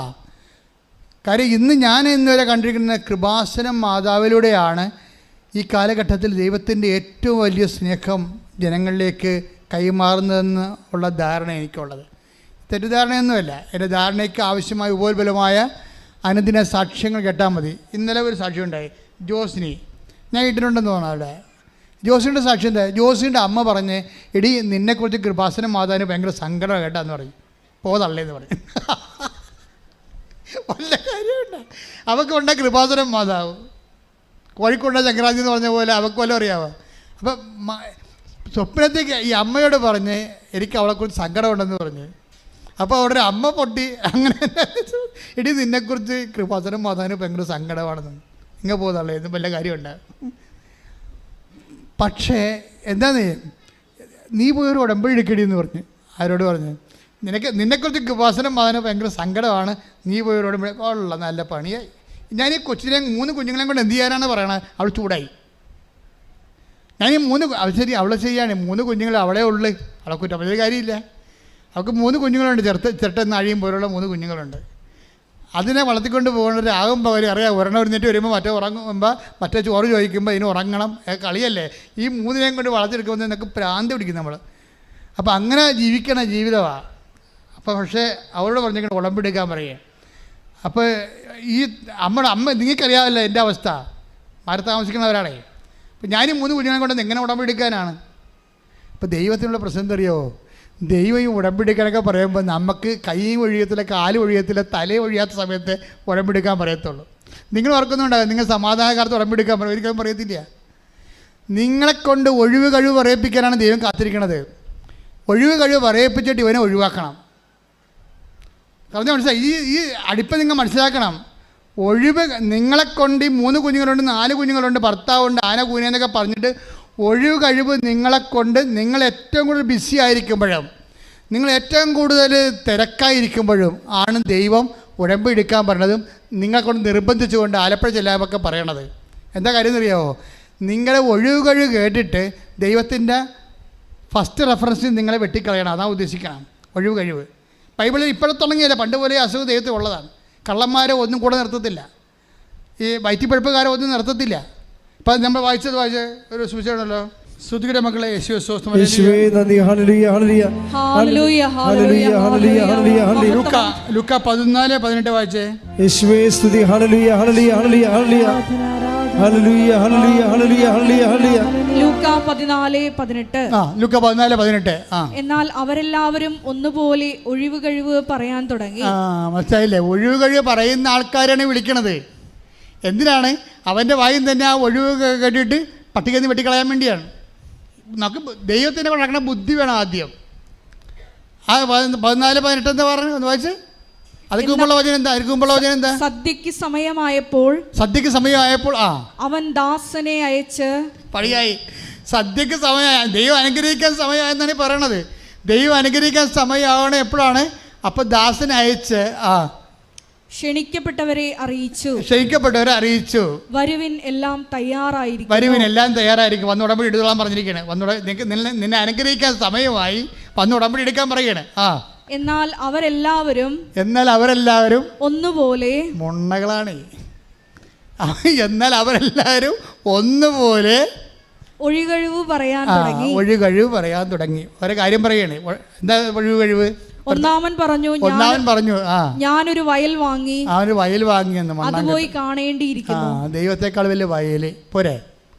ഞാനൊരു വയൽ വാങ്ങി അത് പോയി കാണണമെന്ന്. അപ്പം അതായത് നിങ്ങളുടെ റെഫറൻസ് ദൈവം നോക്കും. ദൈവത്തിനാണ് വില, വയലിനാണ് വില. ദൈവത്തിനാണ് വില, ലോകത്തിനാണ് വില. ഇത് ദൈവം നോക്കും. ഇതൊരു വൈബായിട്ട് വേണം എടുത്തോ. ഒരു പരീക്ഷണമാണിത്. അതായത് നീ ഏറ്റവും കൂടുതൽ ബിസി ആയിരിക്കുന്ന സമയത്താണ് ദൈവം സമയമായെന്ന് പറഞ്ഞ് നിന്നെ വിളിക്കണത്. നീ വെറുതെ നീ ഈശ്വരനെ അടിച്ചിരിക്കുന്ന സമയത്ത് വിളിക്കത്തില്ല നിന്നെ. അതാണ് വിഷയം. അത് നമ്മൾ മനസ്സിലാക്കാനുള്ള ജ്ഞാനവും ബോധമൊക്കെ ഉണ്ടാകണം. ഇപ്പം എന്താ അടുത്ത ആളെ ഉടായി പറയുന്നുണ്ട്. മറ്റൊരുവൻ പറഞ്ഞു ഞാൻ 5 ജോഡി കാളകളെ വാങ്ങി. ഓലക്ക പിണ്ണാക്ക്. അവനെന്താ ചെയ്തത്? അവൻ 5 ജോഡി കാളകളെ വാങ്ങിയെന്ന്. അവയെ പരീക്ഷിച്ചു നോക്കുവാൻ ദൈവത്തെക്കാൾ വലിയ കാള പോരെ. ഇത് തന്നെയല്ലേ മനുഷ്യൻ്റെ അവസ്ഥ. ദൈവത്തെക്കാൾ വലിയ കാള. 5 ജോഡി കാളയെ വാങ്ങി അതിൻ്റെ അകത്ത് കലപ്പ വെച്ച് നോക്കണമെന്ന്. എടാ പന്നി, നിൻ്റെ കലപ്പ വെച്ച് നോക്കാൻ നിൻ്റെ കൈക്ക് വാദം വന്നാൽ നീ എന്ത് വെച്ച് നോക്കാൻ പറ്റത്തില്ല. ബുദ്ധിയില്ല മനുഷ്യനെ. അവൻ്റെ മനുഷ്യൻ്റെ കഴിവിൽ തന്നെ ആശ്രയിക്കുന്നവനാണ് ദൈവത്തെ മാറ്റി നിർത്തിക്കൊണ്ട് കലപ്പ വെച്ച് ഉണ്ടാക്കാൻ പറ്റുമോ എന്ന് നോക്കുകയാണ്. ഇതല്ലേ പരിപാടി. എൻ്റെ ജീവിതത്തിൽ ദൈവത്തെ മാറ്റി നിർത്തിക്കൊണ്ട് എൻ്റെ കഴിവ് കൊണ്ട് തന്നെ ഞാൻ ചെയ്യാൻ പറ്റും. അഹങ്കാരിയാണ് അവൻ. അടുത്ത വചനം വായിച്ചേ. മൂന്നാമതൊരുവൻ പറഞ്ഞു. അടുത്ത അവതാരം വരുന്നുണ്ട്. മൂന്നാമതൊരുവൻ വന്ന് പറഞ്ഞു എൻ്റെ വിവാഹം കഴിഞ്ഞതേ ഉള്ളൂ. പണിയായി പെണ്ണുമ്പിള വന്നെന്ന്. എന്നാൽ പിന്നെ ഇനി ആരും വന്നിട്ട് കാര്യമില്ല. പിന്നെ ആരും വന്നിട്ടൊരു കാര്യമില്ല. പെണ്ണുമ്പിള്ള വന്നെന്ന്. എന്താണ് അതിന് ഞാൻ പോട്. മൂന്നാറിൽ പോയി മുറിയെടുത്ത് താമസിക്കാൻ പോയേ. ഇതാണ് അവൻ്റെ അത് ഈ ഉടായ്പൊക്കെ പറഞ്ഞ ആരോടാണ്? ഇങ്ങോട്ട് ഉണ്ടാക്കി വിട്ടവനോടാണ് പറയണത്. ദൈവത്തോടാണ് പറയണത്. ഓരോ പരിപാടികളുണ്ടെന്ന് നിങ്ങളത്. എന്നിട്ട് ഈശോ എന്ന് പറഞ്ഞാൽ എനിക്ക് ഈശോനെ പേടിയുമാണ്. ചില സമയത്ത് ഈശോയുടെ കോമഡി കേട്ട് ചിരിയും വരും എനിക്ക്. എന്താ കാര്യത്തില്ലേ, ഇതെല്ലാം നോക്കിയേ, ഇതെല്ലാം അടിപ്പനാണ്, ഇതെല്ലാം പണിതരികയാണ്. ഈശോ മനസ്സിൽ ചിരിക്കുന്നതാണ് ഇത് പറയുമ്പോൾ. എന്നുവെച്ചാൽ ഓരോ മനുഷ്യൻ അവൻ ഏറ്റവും കൂടുതൽ തിക്കലും അവന് തിരക്കുള്ള സമയത്തായിരിക്കും ദൈവം അവനെ വിളിക്കണത്. വെറുതെ ഈസി ആയിട്ട് കഴിയുമ്പോൾ വിളിക്കത്തില്ല. ഇപ്പോൾ അലീഷാനെ എന്താ ചെയ്യിക്കണത്, ജോസിനിക്ക് 3 കുഞ്ഞുങ്ങളുണ്ട്. ആ സമയത്ത് തന്നെ അമ്മയോട് പറഞ്ഞു, കൃപാസനം മാതാവിന് ഭയങ്കര സങ്കടമാണ്, സ്വപ്നത്തിൽ ഞാൻ കണ്ടായിരുന്നു, നിന്നെക്കുറിച്ച് സങ്കടമാണ്, നീ ചെല്ലാൻ പറഞ്ഞിട്ടുണ്ടെന്ന് പറഞ്ഞു. ഞാൻ പോകുന്നില്ല, നിങ്ങൾക്ക് നല്ല വേറെ പണിയുണ്ടാ, എനിക്ക് 3 കുഞ്ഞുങ്ങളോട് കാണാൻ പറ്റില്ല, നിങ്ങൾക്ക് കാണാൻ പറ്റില്ല, ഈ മാതാവിനെ അറിയാൻ പറ്റില്ല, പോട്ടെ, നിങ്ങൾക്കറിയാമല്ല. അതാണ് അവളുടെ നിലപാട്. അപ്പം പിന്നീട് മാതാവ് ഇവളോട് പറയും, അതാണ് എനിക്ക് എൻ്റെ ഉൾക്കാഴ്ചയിൽ അമ്മ തെളിഞ്ഞു വന്നതാണ് പിന്നെ അവൾ പറയണത്. പിറ്റേ ദിവസം ഞാൻ പോകുന്നില്ലെന്ന് കണ്ടപ്പോൾ അമ്മ സ്വപ്നത്തിൽ എൻ്റെ അടുത്ത് വന്നതും പറഞ്ഞ്, ഹസ്ബൻഡിന് എന്താ കുഴപ്പമുണ്ട്, നീ വന്ന് ഉറമ്പെടുക്കാൻ പറഞ്ഞ്. ആ പറഞ്ഞ് അമ്മയോട് പറഞ്ഞ എന്നോടൊന്നും പറഞ്ഞിട്ടില്ലെന്ന് പറഞ്ഞു, എന്നോടൊന്നും പറഞ്ഞിട്ടില്ല. അപ്പോൾ ഇവർക്ക് തോന്നി, ഞാൻ ചിലപ്പോൾ തോന്നിയായിരിക്കും, കാര്യം എന്നോട് പറഞ്ഞിട്ടില്ല. ഈ കൂടെ കിടക്കുന്നവർക്കല്ലേ രാപ്പനെ അറിയാൻ പറ്റില്ല, മാതാവിനെങ്ങനെ അറിയാൻ പറ്റുമെന്നാണ് ഇവൾ ചോദിക്കുന്നത്. ഇതാണ് ഇവളുടെ ചോദ്യം. എന്തൊരു പൊട്ടിയാണ്. പക്ഷെ അതിനുശേഷം ഇവൾ പിന്നെയും മാതാവ് 2ാമത്തെ പ്രാവശ്യം പറഞ്ഞ്, നീ വന്ന് ഉടമ്പടിയിട്, ഹസ്ബൻഡ് എന്തോ കുഴപ്പമുണ്ടെന്ന് പറഞ്ഞു. ഉടനെ ഇവൾ ഹസ്ബൻഡിനെ വിളിച്ച്, എടോ തനിക്ക് വല്ല കുഴപ്പമുണ്ടോ? ഇല്ല. അല്ല അങ്ങനെയല്ല, ഉടമ്പടി എടുക്കാൻ വേണ്ടിയാണ്. അപ്പോൾ പറഞ്ഞു, ഞാൻ നിന്നോടത് പറയാനിരിക്കുകയായിരുന്നു, നമുക്ക് നാളെ പോകാം. അയാൾക്ക് കുഴപ്പങ്ങളുണ്ട്. ഇവളോട് എന്ത് പറയാനാണെന്ന് വിചാരിച്ചിട്ട് പറയാം. 2-3 കുഞ്ഞുങ്ങളെ വളർത്തിക്കൊണ്ടിരിക്കുകയല്ലേ, രാത്രിയും പകലും അവനും ഉറക്കമില്ല ഈ പെണ്ണിനെ. അപ്പോൾ അതിനെക്കുറിച്ച് ഈ വീട്ടിലെ കുഴപ്പം കൂടി എങ്ങനെ അവളോട് പറയണം, അതിൽ നല്ല ഹസ്ബൻഡാ, അപ്പോൾ പറഞ്ഞിട്ടില്ല. അപ്പോൾ പറയാതെ ഇങ്ങനെ ചെയ്യുമ്പോൾ 2 പേരും ഒന്ന് ഉടമ്പെടുത്തപ്പോൾ അവനോട് പറയും, നമുക്ക് ഒരു പ്രാവശ്യം ഉടമ്പെടുത്താൽ മതിയേ, 90 ദിവസം, അച്ഛനൊന്നും കാണേണ്ട ആവശ്യമില്ല. ഇവർ 2 കൂടി ഇവിടുന്ന് സംസാരിച്ച് ധാരണ എത്തി. അപ്പം മാതാവ് രാത്രി പറഞ്ഞ്, അച്ഛനെ പോയി കാണടി എന്ന് പറഞ്ഞു. ഞാനിങ്ങനെ എന്നോട് ചില ആൾക്കാർ പറയും, നിങ്ങളിത് സെൽഫ് മാർക്കറ്റിംഗ് നടത്തുകയാണെന്ന്. സെൽഫ് മാർക്കറ്റിംഗ് നടന്ന കക്ഷി ഇവിടെ ഇരിപ്പുണ്ട്, ഞാനല്ല. ഇവർ പറഞ്ഞ കാര്യമാണ് ഞാൻ പറഞ്ഞത്, ഞാൻ പറഞ്ഞ കാര്യമല്ലേ പറയണത്. പക്ഷേ എന്താ സംഭവം എന്ന് വെച്ച് കഴിഞ്ഞാൽ, ഇയാൾ ഗൾഫിൽ നിന്ന് വന്ന് നിൽക്കുകയാണ്, ഗൾഫിൽ കോവിഡായിട്ട് പോന്നിട്ട് പിന്നെ ജോലിയില്ല. ഇയാളൊരു കമ്പനി, ഒരു ഹോട്ടൽ, റെസ്റ്റോറൻറ്റിൽ കാശ് മുടങ്ങി, ആ കാശ് മൊത്തം പോയി. പിന്നെ ട്രിവാൻഡ്രത്ത് പോയി വേറെ റെസ്റ്റോറൻറ്റ് എടുത്ത് 4 പേരുമായിട്ട് ആ കാശ് മൊത്തം പോയി. ഇപ്പം കടക്കാർ വളഞ്ഞ് തെണ്ടിത്തിരിഞ്ഞ് കിഡ്നി വരെ പണയം വെക്കാൻ നിൽക്കുകയാണ്. ഈ മനുഷ്യൻ കടിച്ചിറക്കി ജീവിക്കുകയാണ്. ഇവിടെ വന്നു കഴിഞ്ഞപ്പോൾ തന്നെ ഞാനോട് പറഞ്ഞു, കുഴപ്പമൊന്നുമില്ല, അമ്മ നിന്റെ കാര്യം സെറ്റാക്കുന്നുണ്ടെന്ന് പറഞ്ഞു. ഞാൻ പറഞ്ഞു വിട്ടാരാ. ഒരാഴ്ചക്കുള്ളിൽ തന്നെ അവന് ജോലി കിട്ടി വേറെ പോയി. അവന് ഒരു ജോലി കിട്ടി അവൻ വേറെ പോയി. അവനിപ്പം നല്ല ശമ്പളമായി, അവരുടെ കടങ്ങളൊക്കെ പരിഹരിച്ച്, അവൻ്റെ സങ്കടങ്ങളെല്ലാം പരിഹരിച്ച് അവർ സാക്ഷ്യവും പറഞ്ഞു. നോക്കിയേ, ഒരു വിഷയം കണ്ട, ഒരമ്മയോട് സ്വപ്നത്തിൽ മാതാവ് വന്ന് പറഞ്ഞു, നിൻ്റെ ഹസ്ബൻഡിന് എന്തോ, നിൻ്റെ മകളോട് ഇന്ന് പറയണം ഉടമ്പെടുക്കാൻ. ഇതാണ് ദൈവസ്നേഹം എന്ന് പറയണത്. ഞാൻ നിങ്ങളോട് പറഞ്ഞില്ല, ഈ കാലത്ത് ദൈവത്തിൻ്റെ സ്നേഹം മുഴുവനും കൃപാസനം മാതാവിലൂടെയാണ് വരുന്നതെന്ന് പറഞ്ഞപ്പോൾ നിങ്ങൾ ഓർത്ത് ചുമ്മാ അച്ഛൻ കൃപാസനം മാതാവിനെ ചുമ്മാ പ്രൊമോട്ട് ചെയ്യാൻ വേണ്ടി പറയല്ല. ഇത് മനുഷ്യൻ്റെ അനുഭവമാണ് ഇപ്പോഴത്തെ. ഞാൻ അച്ഛനായിട്ട് 38 വർഷമായി നിങ്ങൾ പറഞ്ഞില്ലേ, ഞാൻ എന്തുമാത്രം ധ്യാനങ്ങൾ നടത്തിയിരിക്കുന്നു, എന്തുമാത്രം പ്രാർത്ഥനാ രൂപങ്ങൾ ആൾക്കാരെ കണ്ടിരിക്കുന്നു. ഇന്ന് വരെ ഈ ഉടമ്പടിയിലുള്ള പോലെയുള്ള ദൈവാനുഭവങ്ങൾ എൻ്റെ ജന്മത്തിൽ ഞാൻ വായിച്ചിട്ടോ കേട്ടിട്ടോ പോലുമില്ല. ദൈവം ഒരു മനുഷ്യൻ്റെ അവൻ്റെ സങ്കടങ്ങളെ രഹസ്യമായി മനസ്സിലാക്കിയിട്ട് അവൻ്റെ ഭാര്യയെ കൊണ്ട് ഉടമ്പെടുക്കാൻ വേണ്ടി അവളുടെ അമ്മയോട് വന്ന് പറഞ്ഞിട്ട് പിന്നീട് അവളോട് പറഞ്ഞിട്ട്, എന്താ നിങ്ങളാണോ വർക്ക് ചെയ്യണം, ഞാനാണോ? നമ്മൾ ആരും വർക്ക് ചെയ്തില്ലെങ്കിലും മാതാവ് ഇറങ്ങി വർക്ക് ചെയ്യും. അതാണ് സഞ്ചാരി മാതാവ്. ശ്രുതിക്കട്ടെ, ഹല്ലേലൂയ.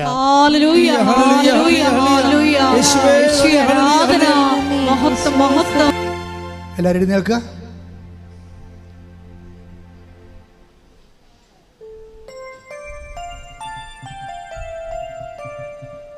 മക്കളെ, സന്തോഷത്തോടെ ഇരിക്കുക. ഈ ലോകത്ത് ദൈവസ്നേഹത്തിൻ്റെ ഏറ്റവും വലിയ തണലിലാണ് നിങ്ങൾ നിർത്തപ്പെട്ടിരിക്കുന്നത്, വിളിക്കപ്പെട്ടിരിക്കുന്നത്, ആകർഷിക്കപ്പെട്ടിരിക്കുന്നത്.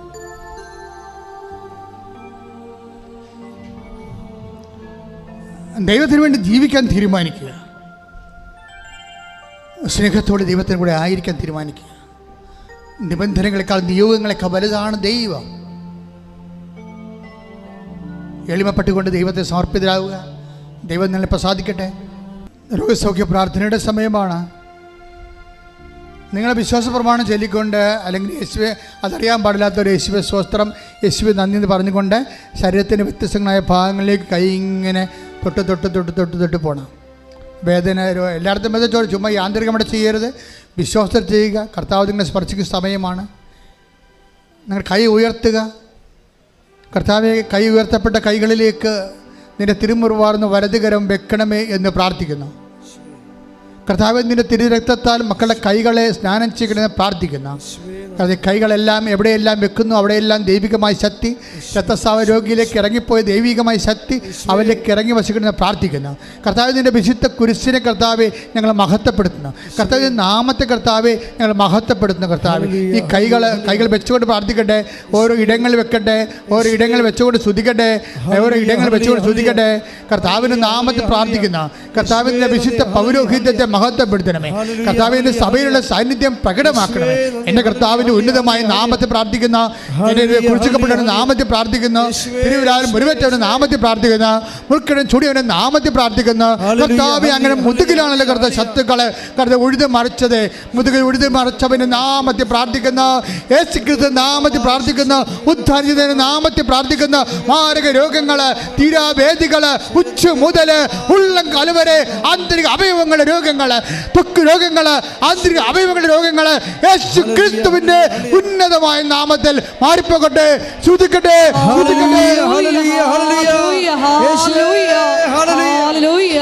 എല്ലാ രോഗങ്ങളും യേശുനാമത്തിൽ സുഖപ്പെട്ടുകൊണ്ട് ദൈവനാമം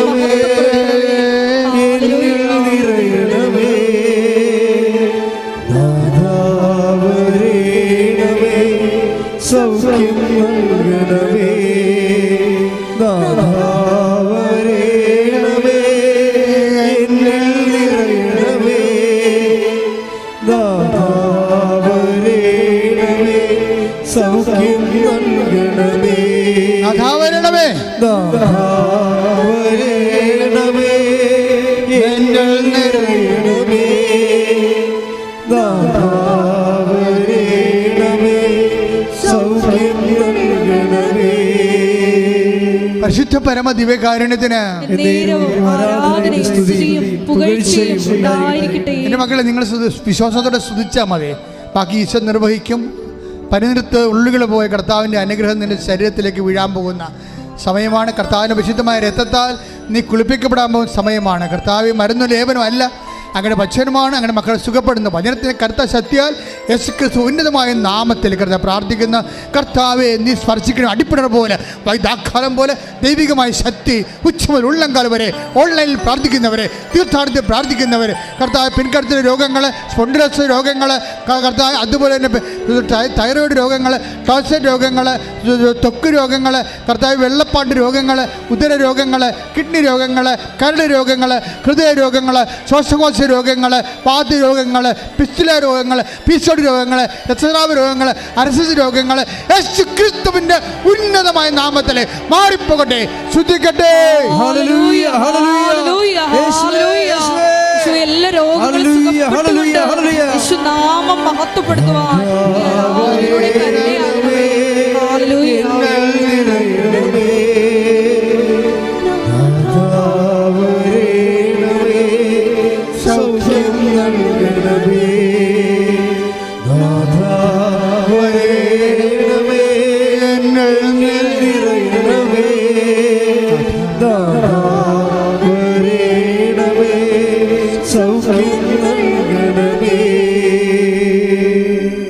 എൻ്റെ മക്കളെ, ഇന്നലെ രാത്രിയൊക്കെ ഞാൻ വളരെ വല്ലാതെ ഇങ്ങനെ വ്യസനിക്കായിരുന്നു.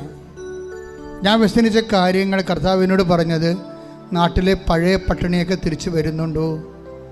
ചില കുടുംബങ്ങളിലൊക്കെ വളരെ ജോലിയില്ല, ജോലിക്ക് പോകാൻ ആളില്ല, അവരെ തിരക്കാൻ ആളില്ല, അവർക്ക് ചോദിക്കാൻ അഭിമാനമുള്ളതുകൊണ്ട് ചോദിക്കുന്നില്ല, സങ്കടപ്പെട്ട് ജീവിക്കുന്നു എന്നൊക്കെയാണ് ഈശോ പറഞ്ഞത്. അവരെല്ലാവരും ഈ സമയത്ത് നമ്മൾ ഞാൻ ഓർക്കുകയാണ്. അൾത്താറയിൽ പഴയ കാലം ഒരിക്കലും തിരിച്ചു വരില്ല എന്ന് പ്രാർത്ഥിക്കണം. മക്കളെ, നിങ്ങൾ ഒത്തിരി പേര് നല്ലവരോ ജീവിക്കുന്നു എന്ന് വിചാരിക്കുമ്പോൾ അതുപോലെയാണ് കേരളം മുഴുവൻ ജീവിക്കണം നിങ്ങൾ കരുതരുത്. പലതരത്തിൽ വിഷമിക്കുന്ന ആൾക്കാരുണ്ട്. ഉടമ്പടി എടുത്തവരെ എല്ലാവരുടെയും സങ്കടങ്ങൾ നിങ്ങളെ അറിയിക്കാൻ വേണ്ടി ദൈവത്തോട് പ്രാർത്ഥിക്കണം. അവർക്കെല്ലാം കർത്താവിൻ്റെ പണിയാളായിക്കൊണ്ട് പ്രേക്ഷിതയായിക്കൊണ്ട് അവരെല്ലാം സഹായിക്കാനുള്ള സമ്പത്തും ആരോഗ്യവും അനുഗ്രഹവും നിങ്ങൾക്ക് തരണമെന്ന് പ്രാർത്ഥിക്കണം. കർത്താവ്, നീ എന്നെ ബലപ്പെടുത്തണമേ, സാമ്പത്തികമായി ബലപ്പെടുത്തണമേ, ആരോഗ്യമായി ബലപ്പെടുത്തണമേ. നിൻ്റെ നാമത്തിൽ ഞാൻ നിൻ്റെ മക്കളെ സഹായിക്കാൻ വേണ്ടി എന്നെ സ്വർഗത്തിൻ്റെ ഉപകരണമാക്കണമേ. ശ്രുതിക്കട്ടെ, ശ്രുതിക്കട്ടെ എന്ന് പ്രാർത്ഥിക്കട്ടെ. ബലപ്പെടുത്താൻ വേണ്ടി പ്രാർത്ഥിക്കട്ടെ. മറ്റുള്ളവരെ സഹായിക്കാൻ വേണ്ടി, പ്രേക്ഷിത ശക്തിക്ക് വേണ്ടി പ്രാർത്ഥിക്കട്ടെ. സമ്പത്തിന് വേണ്ടി പ്രാർത്ഥിക്കട്ടെ. മറ്റുള്ളവർക്ക് പങ്കുവെച്ചു കൊടുക്കാൻ വേണ്ടി, അവരെ കൂടെ അവരുടെ കാര്യം കൂടെ അന്വേഷിക്കാൻ വേണ്ടി, പ്രേക്ഷിത ഗുണങ്ങൾക്ക് വേണ്ടി പ്രാർത്ഥിക്കട്ടെ. കർത്താവിൻ്റെ ശക്തി, സ്വർഗത്തിൻ്റെ ശക്തി, ഉയർപ്പിൻ്റെ ശക്തി, ഉദ്ധാനത്തിൻ്റെ ശക്തി, കർത്താവിൻ്റെ കൃപ നിങ്ങളിലേക്ക് ഒഴുകട്ടെ. യേശു ക്രിസ്തുവിൻ്റെ വിശുദ്ധമായ രക്തത്താൽ നിങ്ങൾ കഴുകപ്പെടട്ടെ, നിങ്ങൾ ശക്തിപ്പെടട്ടെ, നിങ്ങൾ ബലപ്പെടുത്തട്ടെ. മാരക രോഗങ്ങൾ, തീരാവേദികൾ, PCOD രോഗങ്ങൾ, എപ്പിലെപ്സി രോഗങ്ങൾ, PCOD രോഗങ്ങൾ, എല്ലാ തരത്തിലുള്ള രോഗങ്ങളും യേശുവിൻ്റെ നാമത്തിൽ, യേശുവിൻ്റെ നാമത്തിൽ, യേശുവിൻ്റെ നാമത്തിൽ മാറിപ്പോകട്ടെ.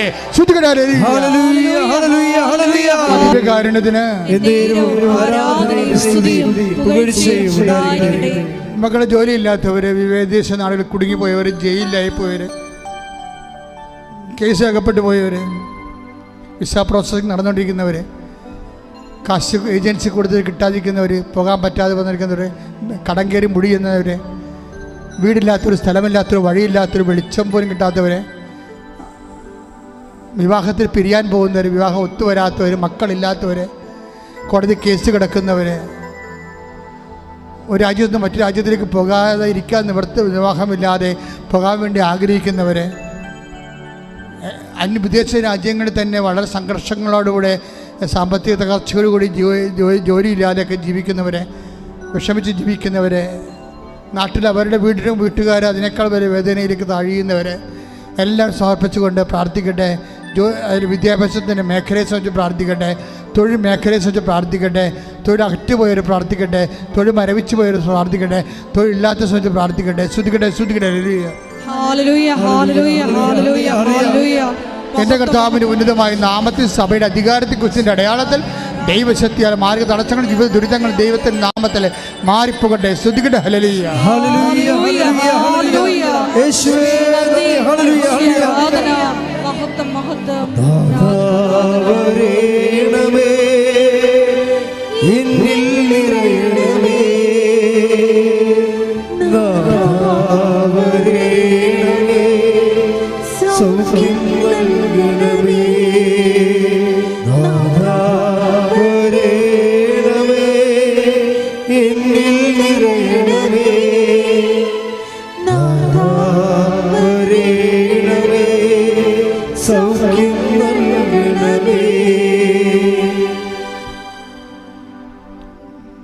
മുട്ടനിക്കുക. വ്യക്തിപരമായ ആവശ്യങ്ങൾക്ക് വേണ്ടി പ്രാർത്ഥിക്കുക.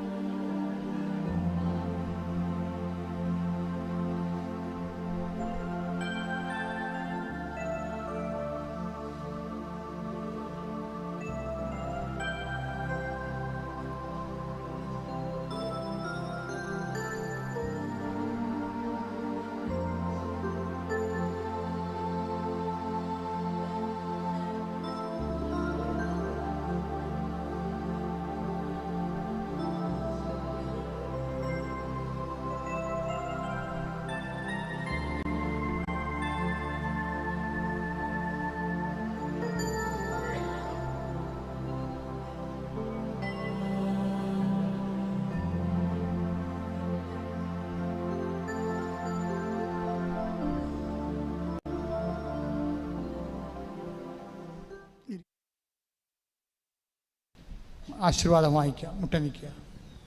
ഒരിക്കൽ കൂടി മരിയൻ ഉടമ്പടിയിൽ സമർപ്പിച്ചിരിക്കുന്ന എല്ലാ വിഷയങ്ങളും ദൈവമാതാവിൻ്റെ മധ്യസ്ഥയിൽ ദിവ്യകാരുണ്യ സന്നിധിയിൽ നമുക്കൊരു നിമിഷം സമർപ്പിച്ച് പ്രാർത്ഥിക്കാം. കാലബിനെ പോലെ പൂർണ്ണമായി നിന്നെ അനുഗമിക്കുവാൻ തിരിച്ചു പോകാത്ത സ്നേഹത്താൽ പ്രവർത്തന നിരതമായ വിശ്വാസത്താൽ ഞങ്ങളെ ഓരോരുത്തരെയും ഈ ആരാധനയിലൂടെ പ്രത്യേകമായി തിരഞ്ഞെടുത്ത് അഭിഷേകം ചെയ്യണമേ എന്ന് പ്രാർത്ഥിച്ചുകൊണ്ട് ശിരസ് നമിച്ച് നമുക്ക് ദിവ്യകാരുണ്യനാഥൻ്റെ ആശീർവാദം സ്വീകരിക്കാം.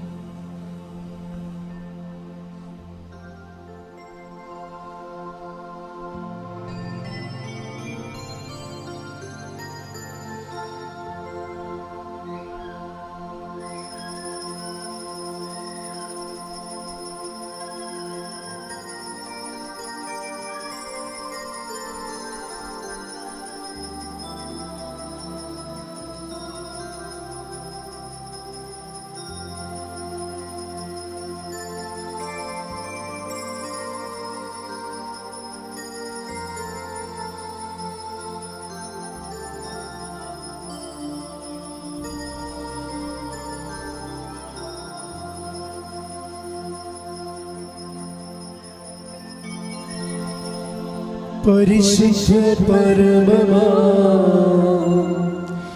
ദിവ്യകാരുണ്യമേ, എന്നും അങ്ങേക്ക് ആരാധന.